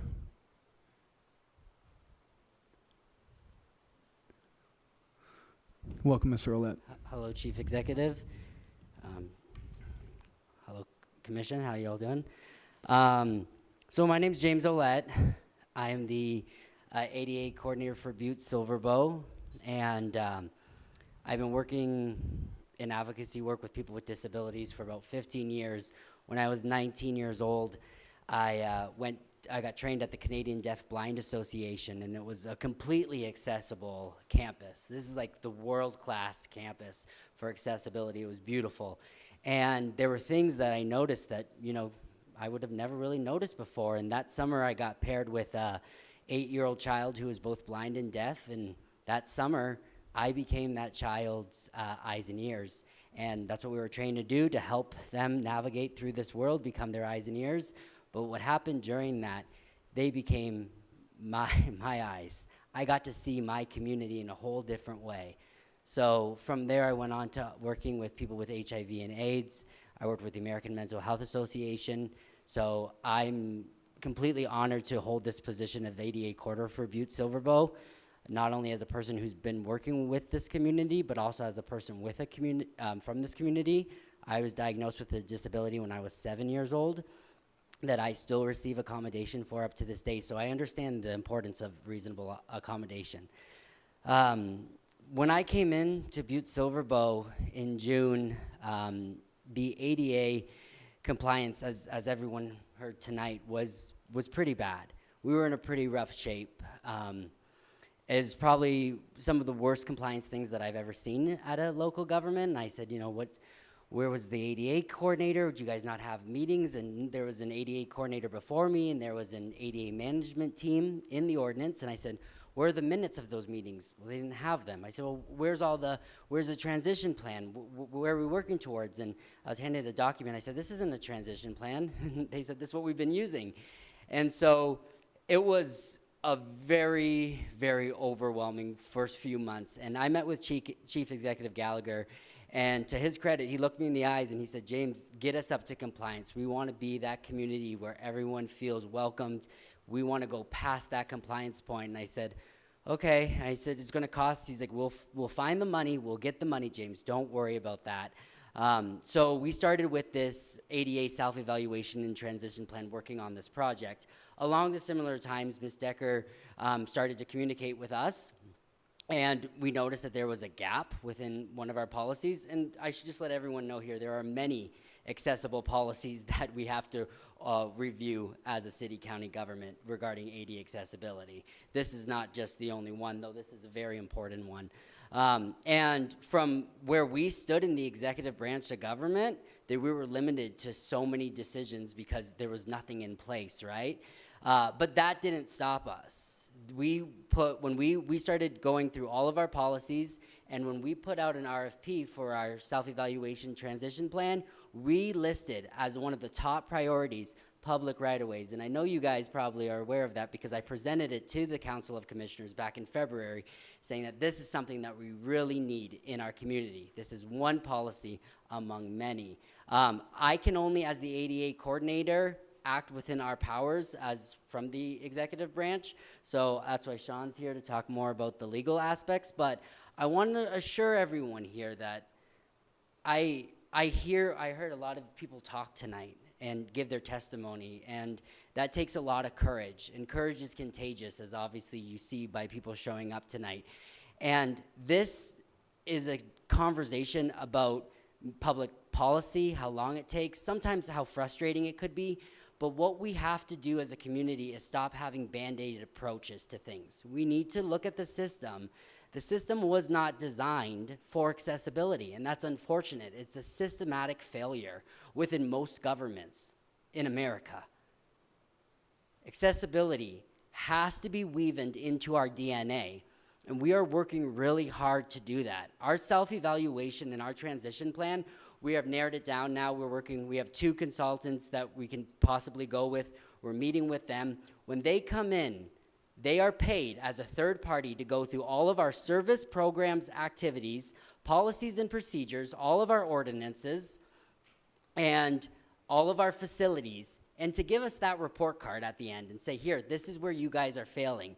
This is where you guys need to be better. This is what you guys have to do.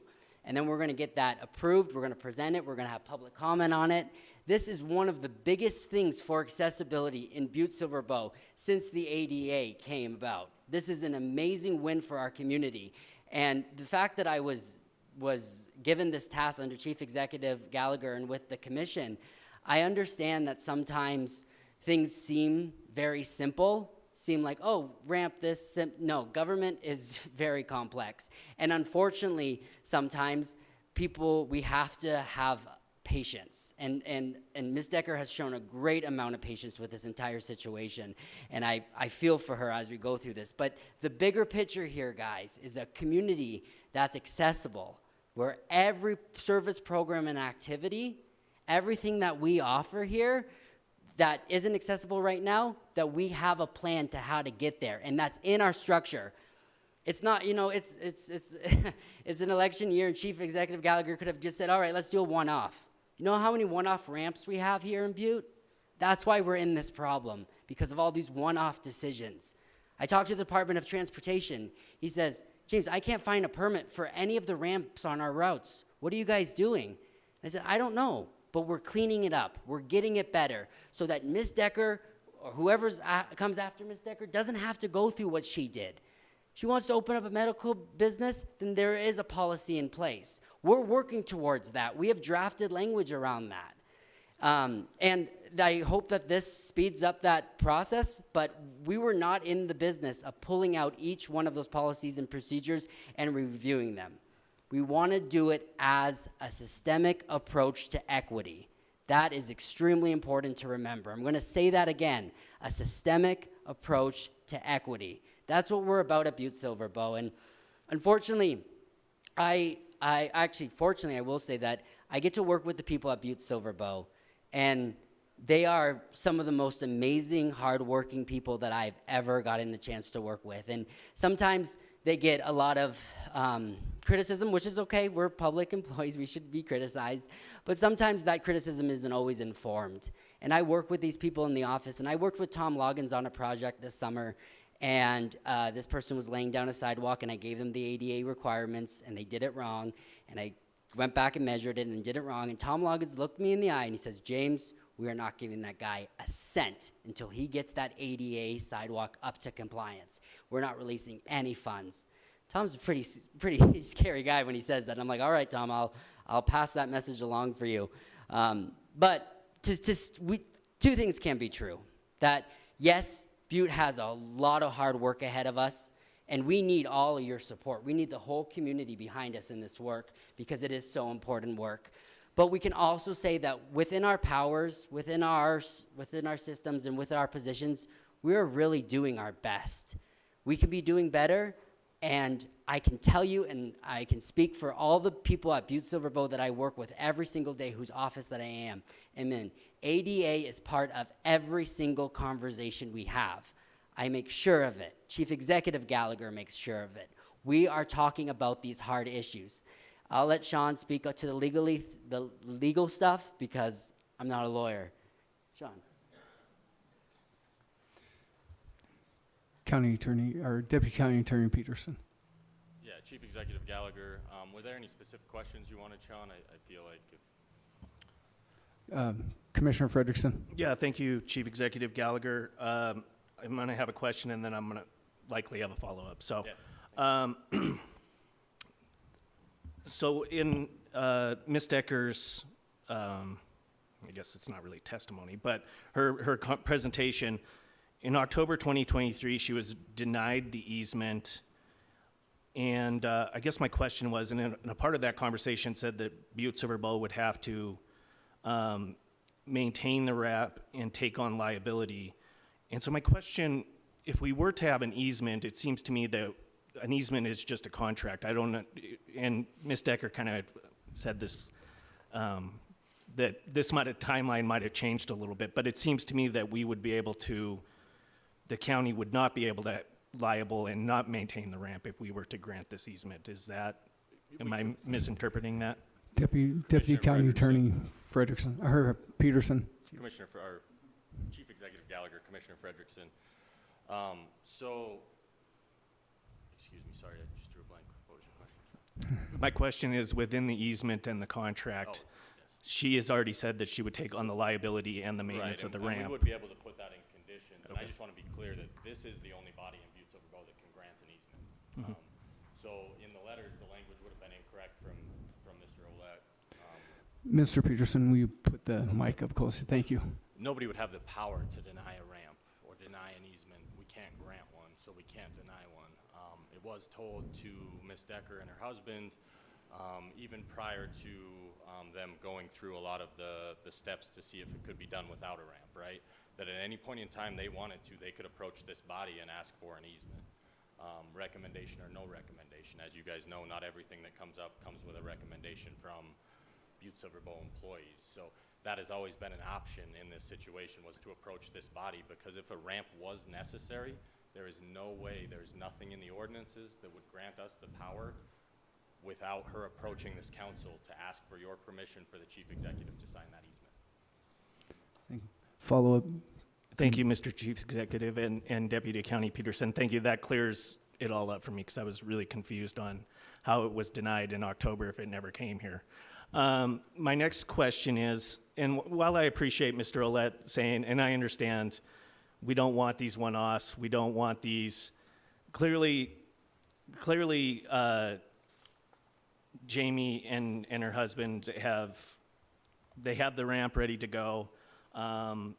Everything is in place, and I want to give James Ouellette recognition for all the excellent information he's provided to this council. I also want to give recognition to Jamie Decker, the work that she has done to get us here, and her communications to council was probably the most thorough that I've ever seen since I've been on council for almost 6 years. It was just excellent. And I just don't see any reason to really, my first recommendation was to refer this to the Judiciary Committee, and I think we've heard enough. I mean, I have. So I'm going to move to grant Top Deck the easement into the public right-of-way to build an ADA and request the county attorney's office draft a long-term solution and process for this type of easement. Second. We have a motion and a unanimous second to grant an easement for the non-utility easement for the public right-of-way. Well, I'll get to both of you. So I believe Commissioner Anderson and then Commissioner Callahan, and then I'd like to speak. Yeah, I think everybody would like to speak to this a little bit. So Commissioner Anderson. I personally want to thank all of you for being here. You can sit down, Mr. Peterson, if you'd like to. Thank you. I will have a couple questions possibly for you, but that might come at a later time. Most of the people up here know my health history lately. I know some of you in the audience know my health history lately. When I saw this, I was infuriated. I was really pissed off. And I am sorry if I appear to be nodding off or not paying as much attention. I have quite a bit of heart issues, and my heart's racing about 120 right now. It's usually at 60. The fun joys of AFib. Look it up, you don't like it. Anyway, November of 22, I came back to the first council meeting in about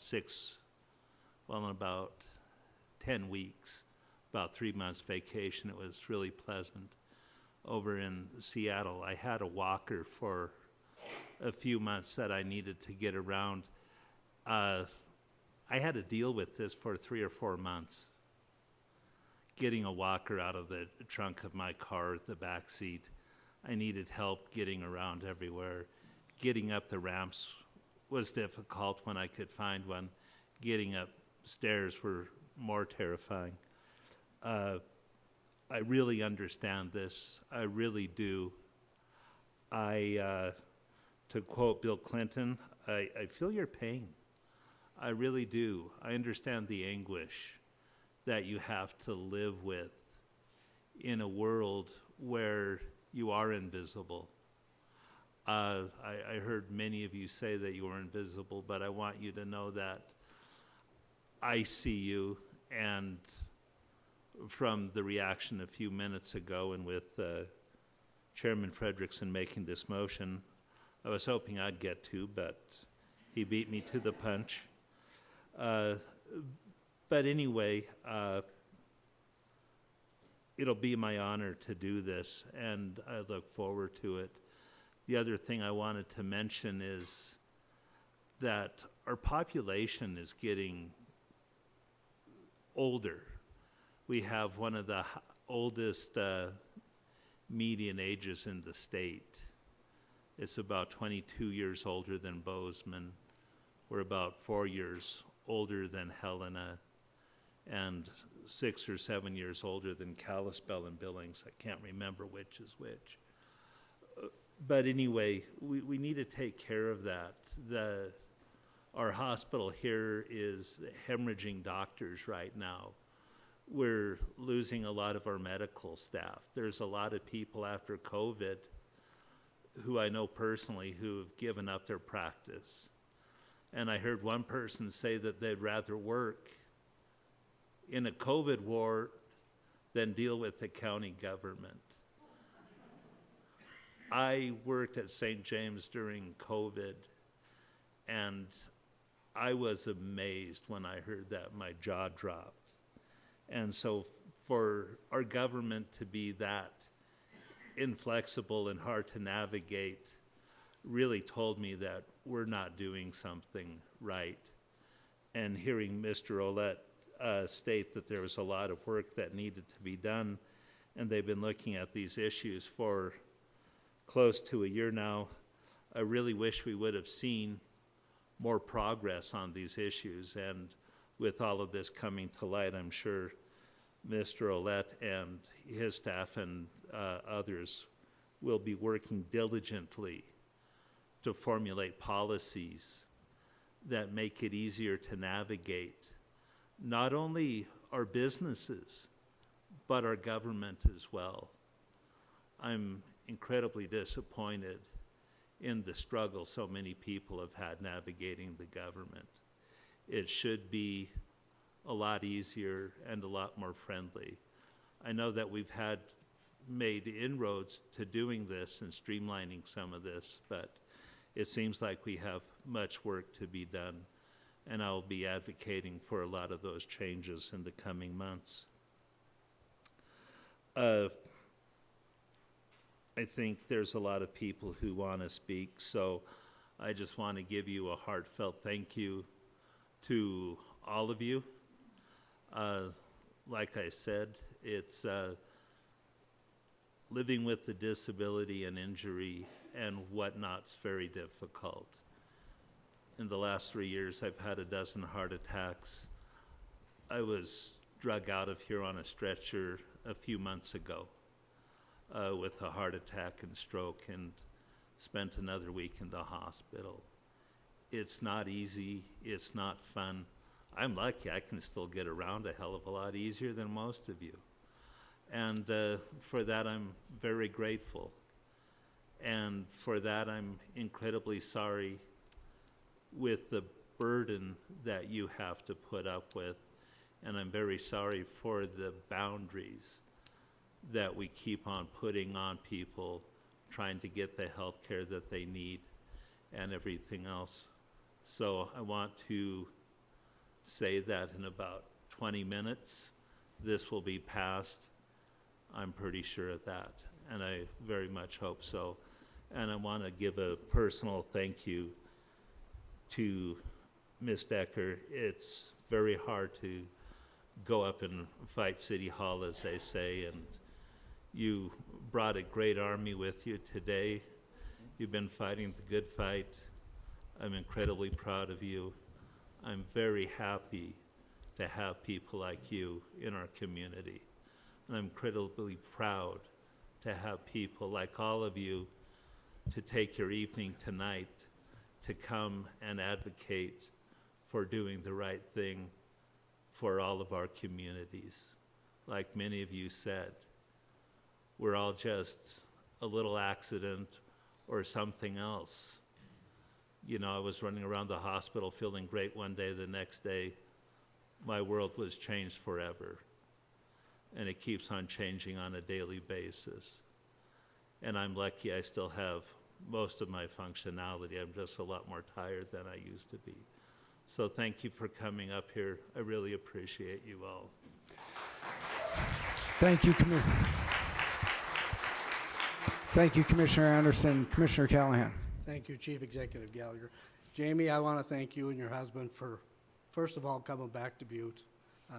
You're obviously a true Butte girl to fight as hard as you have.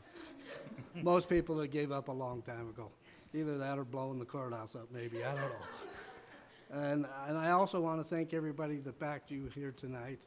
You know, I've probably been here almost 8 years now, and this is the most moving meeting I've ever been at in the council. You got a lot of support behind you. It's really unfortunate it got to this point. We couldn't work with you in a better way, possibly. But thank you all for being here. I just got a question for maybe Mr. Peterson on the easement thing. I guess I'm confused over the easements. The property owner obviously owns the sidewalk. They don't own the sidewalk. No. Commissioner Callahan, County Attorney. Chief Executive Gallagher, Commissioner Callahan, know that the city-county owns the right-of-ways. So when the sidewalk needs to be replaced, why is the property owner responsible for it? Commissioner I Callahan, would Deputy need a few County days Attorney. to look that up, Commissioner Callahan. Okay, thank you. Okay, so Commissioner Shea, and then we'll. All right, thank you, Mr. Chief Executive. I have so many things I want to say. So the executive branch can only execute the laws and the policies that the legislative branch puts in place. So I will personally, and for this body, claim a deficiency on our end for not being proactive enough to have that in place for this. It will be put in place, I promise you, as soon as we can. I want to commend the chief executive for bringing someone on to his staff who has the knowledge that Mr. Ouellette has around ADA. I have spoken to him so much in the last couple of weeks, and I've learned a lot. That being said, I could never learn as much as I learned from everybody here tonight. And I want to say is, like Dan did, this was very special. This was a special night, and to be able to be part of it and make something good happen for so many people who face so many barriers. I don't want bureaucracy to be the biggest barrier to something like this. And unfortunately, it is. That is the reality. That being said, I'm sure I can speak for everybody up here, and even Mr. Fisher, who's not here. We're committed to making changes. The transition plan that comes before us is going to recommend a lot of changes, and it's going to require a lot of resources. And like the chief executive said, he'll work with us to find it. There's lots of available grants when you have the appropriate policies in place. One thing that I wanted to talk about is, everybody up here knows how I love government, and I love the functions of government. I love being part of the local government. To stand up here tonight with our backs to you, saying the Pledge of Allegiance to the flag of the United States of America, and to hear everybody out here say it with us in unison, that was powerful. This is democracy at its finest. This is how people get things done. This is how people petition their government to make positive change. And I want to thank everybody who's been involved, from Ms. Decker, first and foremost, to everybody who's out here advocating, to the chief executive for taking on a really hard subject and having it end up here where we can actually make a change. The Butte-Silver Bow staff, I just want to say I have nothing but respect for everybody who's been involved. Thank you, Commissioner Shea. Commissioner Reardon, I think you are next, and then we'll go to Commissioner Thatcher and then Commissioner Sorich, and then we'll come back around to others. Thank you very much. I'll be very short. I too was really impressed with this process and all that. And I like what everybody's saying around this table because this is what we have to do. We have to be committed to change. And I'm probably the eldest commissioner here and all that, and they said, you know, the population of Butte is high and all that, and I personally witnessed that from my friends and that have had medical problems and stuff like that. So I too am on this train for basically we got to start something. Sometimes what happens with us is we have a situation and we deal with it, and then we know it needs to be changed, and as busy as we've been, and I'm going to be quite frank, is I'm probably as guilty as anybody, you have to move on to the bigger problems in that. But I think you've heard it from everybody around here that we are committed, and especially with Chief Executive Gallagher basically finding the funds, that's the biggest thing. But we got to find a process where everybody that starts a new business or has a residency uptown and all that, we have to adjust to those accommodations. So I really, really admire all you people coming up here tonight. It was eye-opening and all that, and hopefully you'll be happy with the results. I think this is just the start of something that we got to finish and do it right. Thank you. Thank you, Commissioner Reardon. Commissioner Thatcher. Thank you, Chief Executive Gallagher. I've been known to get a little emotional at these sometimes, so bear with me if that happens. But I just really wanted to take a minute. I want to address obviously something that Chief Executive Gallagher said and Michelle, the very idea of democracy, and this is how it's supposed to work. I want to commend Mr. and Mrs. Decker. I mean, this was an ordeal for sure. It's been a lot. I have no doubt on you guys. But I also want to commend James. I want to commend the county attorney's office. I want to commend roads, public works. You know, when we as a community, although it seemed like this issue was really head to head, we came together tonight for the greater good, as Commissioner Shea said. But more than thanking them, I want to thank all of you that showed up tonight. Your testimonies showed strength and grace, and they showed me how easy it is to take so many things in life for granted. And I do that, and I'm guilty of it. And what you guys did tonight was you've opened eyes for so many of us. You've been the eyes that James talked about, and you did that for me tonight. So I really just want to thank you all for being here. I thank you again for going through this, but just reminding us of really what is good in our community and how we can all strive to make it even better. So thank you. Commissioner Thatcher. Commissioner Sorge. Well, I can't, thank you, Mr. Chief Executive. You know, again, I just want to say thank you for everybody that came out tonight. You know, I don't even know where to start, you know, and I get that we need to make, there's a lot of changes that need to be. Mr. Olet is correct when he says we do need to clean it up so it's consistent for everybody across the board, so this won't happen again down the future. You know, if it's uptown, downtown, round town, wherever, you know, those changes need to come. You know, so, and you know, I'm sure this is probably going to go through. But I also believe there's got to be some, you know, devils in the details that we need to ask. You know, we need to ask a couple questions. The Deckers, you had mentioned that you would offer the insurance to cover it. If you ever sell the building, what would happen then? You know, that would, you know, those are the kind of questions I think we need to ask, just to be that we cover not only you but also the taxpayer in general. That's just my thoughts.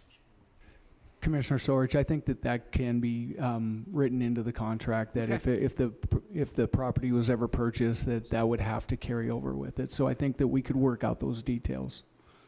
Thank you, Mr. Chief Executive. Like I said, the devil's in the details, and I think that's great that we'll be able to work some of that stuff out. Thank you. Thank you, Commissioner Sorge. Commissioner O'Neill. Thank you, Mr. Chief Executive. I've had a better speech plan, and then Hattie went, so I'm kind of upset about that.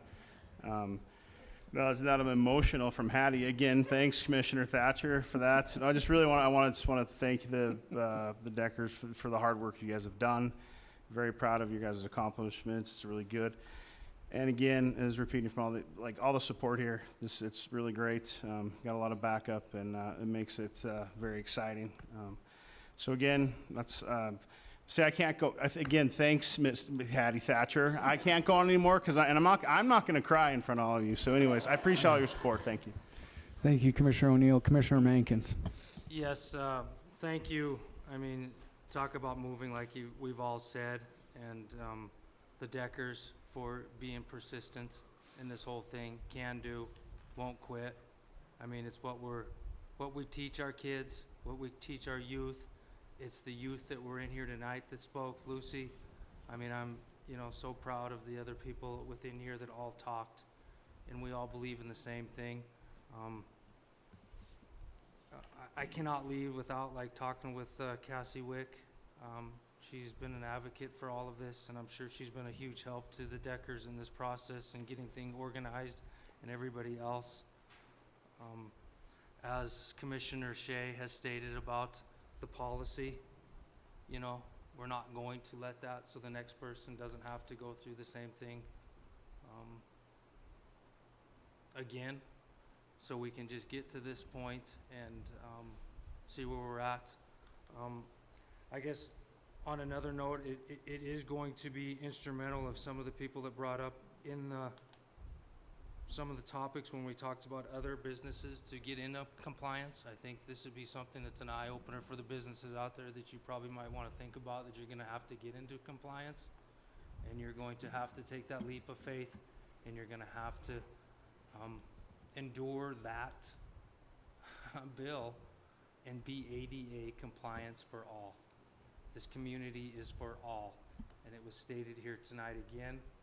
So I just want to remind everybody out there that, this is going to be something that's going to affect everyone to make sure that everybody is in compliance. So I appreciate everybody here and for your time tonight.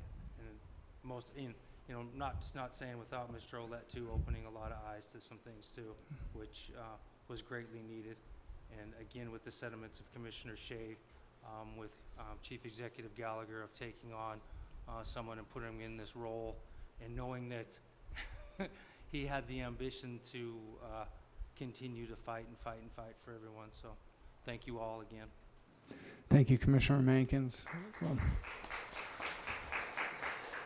I want to take this moment to talk about ADA and how important it is to our community, and I don't take this lightly at all, and I think that some people really thought that this was at odds, or that there was resistance of the local government to provide ADA.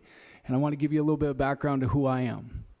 I used to be the adaptive PE teacher for the Butte School District. I did the sit-ski with handicapped students. I worked with handicapped students every single day. I worked with Special Olympics. When we designed the park at Stodden Park, I worked with Todd Hoare right off the bat in the design and the development of that park and the swimming pool. We made ADA the most important thing there. We made it an all-ability park, not a handicap park, an all-ability park. So much different than putting up ramps and things that just make it accessible. We did it so that kids with disabilities could play with kids with ability, and that was important. And it's important that we look at that and we continue that. Bringing James in and working on this transition plan, I'm learning so much about what we've lacked and what we need to do in local government. Although it seemed like we were at loggerheads at times about what we were going to get done here, it proved that, as we said, this is how democracy works. We need to develop policy. We recognize that. The only thing that I would say, I just wish that this would have came to us earlier, because we could have got this moved a little bit faster if we would have just came to this body ahead of time, because that was one of the things that was limiting us, because this body is the policy making. They're the only ones who can grant the ability to give property or easements and things like that. So that's a lesson learned as we move forward, as we go along here. I commend Scott. He communicated back and forth many times with me on the issues at hand, and we've got to get better. And we recognize that. We recognize that we have to get better in our community, that our community is there for everybody. It's all abilities. It's making it as accessible as we can, and we've got incredible challenges in Uptown Butte. We've done the walk tours, and we've looked at the challenges that we have just based on the incline of the hill and everything else that we have here. But we can do better. And so I can promise you that together we're going to do that. We're going to work on the transition plan. We're going to work on ADA accessibility. And it's not going to be a fix tomorrow. It's going to be an ongoing process that we're going to continue to get better. And so that's my commitment to you. And I just want to thank everyone for coming out. I just want to mention one other thing. Heather Raymond got up here. She was one of my former students that I worked with. And for her to get up here and speak today, that made me cry. And so that was amazing to see somebody that has a disability to have that kind of courage to get up here. And for all of you that did that, it makes a difference for all of us. So thank you all for being here. So with that, I think we have Commissioner Reardon, I think you have one more comment. I think you were going there. Sorry, I was going to call for a vote. I think we have a motion and a second unanimously to call for the vote here. So would commissioners please vote? And that your vote is to allow for a non-utility easement for the handicap ramp. I think we're moving. And would anyone like to change their vote?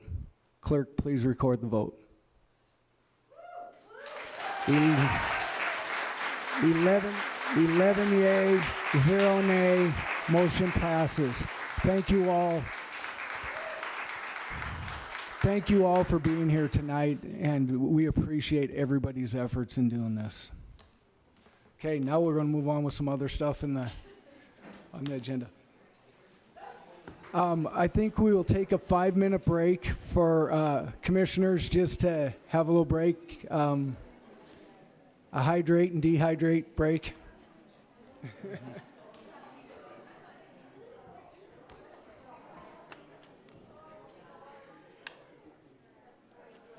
Only one so far. Tonight? You had one tonight? Yeah. And these come out, Freddie. Come on, I get a little nervous. Yeah. Man. Hey, Fred, when we get in a water fountain for this motherfucker? We used to have one.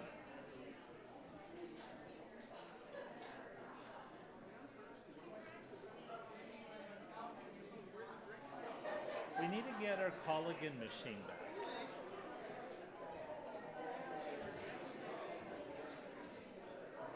I didn't want to.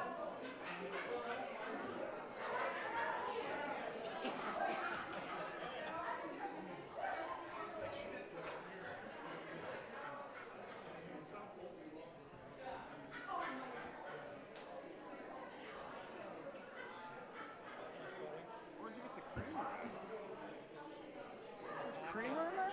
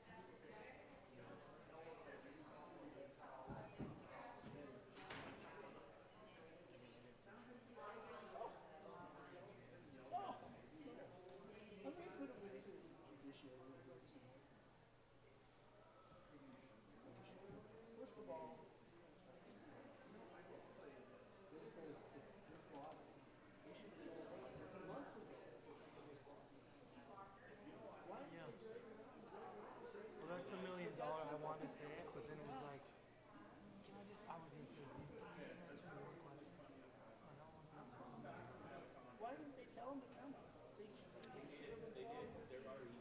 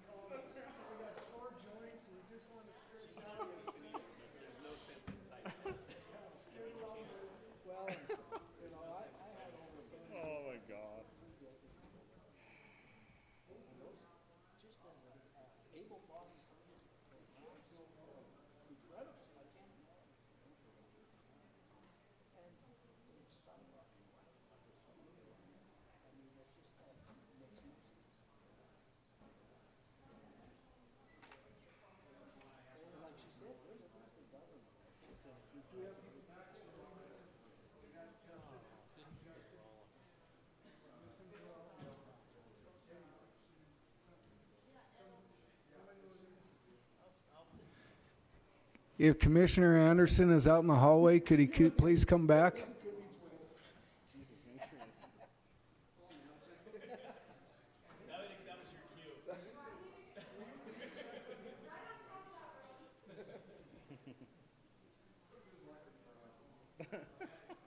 That was pretty good, the Rose thing. Rose, right on top of Rose. I think that was a, I think it's a Golden Girls thing. I don't know. Maybe not. Maybe I'm imagining that.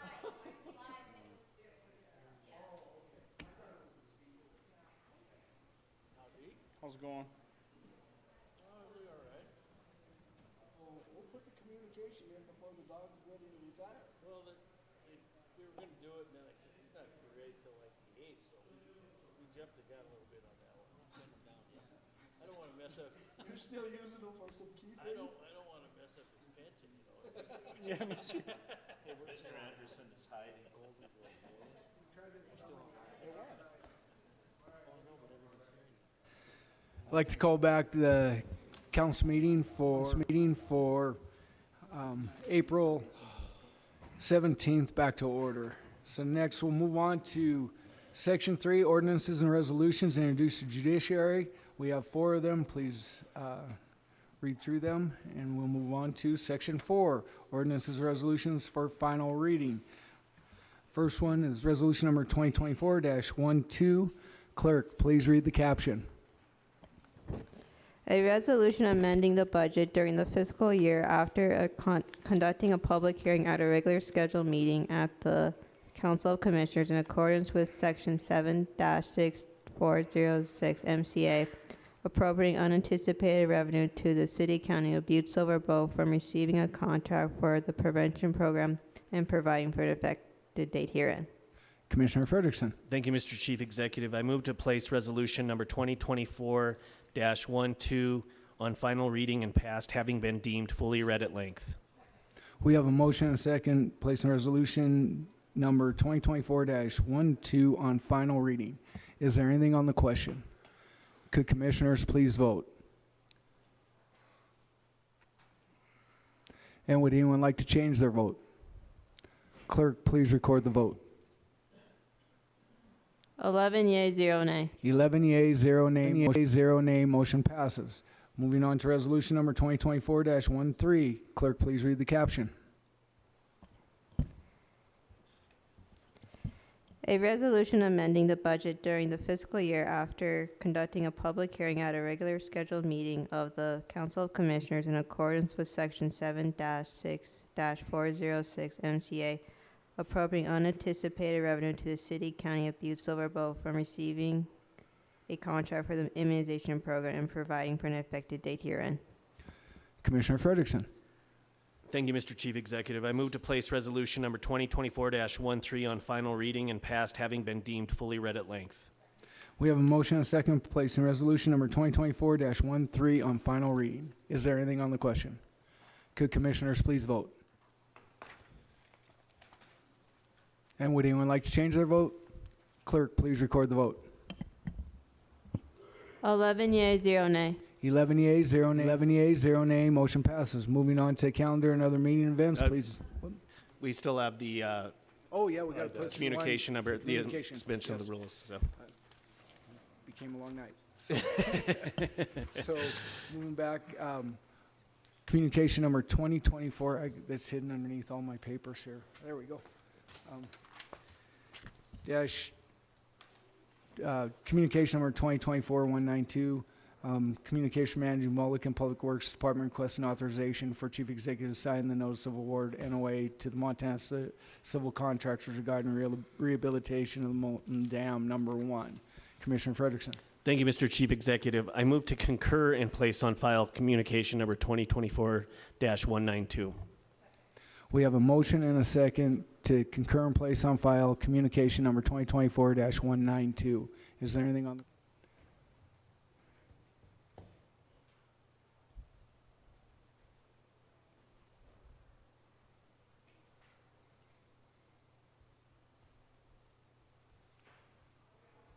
Could commissioners please vote? Please vote. Good job, Claire. And would anyone like to change their vote? Clerk, please record the vote. 11 yea, 0 nay. 11 yea, 0 nay. 11 yea, 0 nay. Motion passes. Now, please note all the calendar and other meeting and events. And next, we'll take any public comment on any item not on the agenda tonight. See none? I would take a motion to adjourn. We have a motion and a second. All in favor, signal by aye. Aye. Opposed?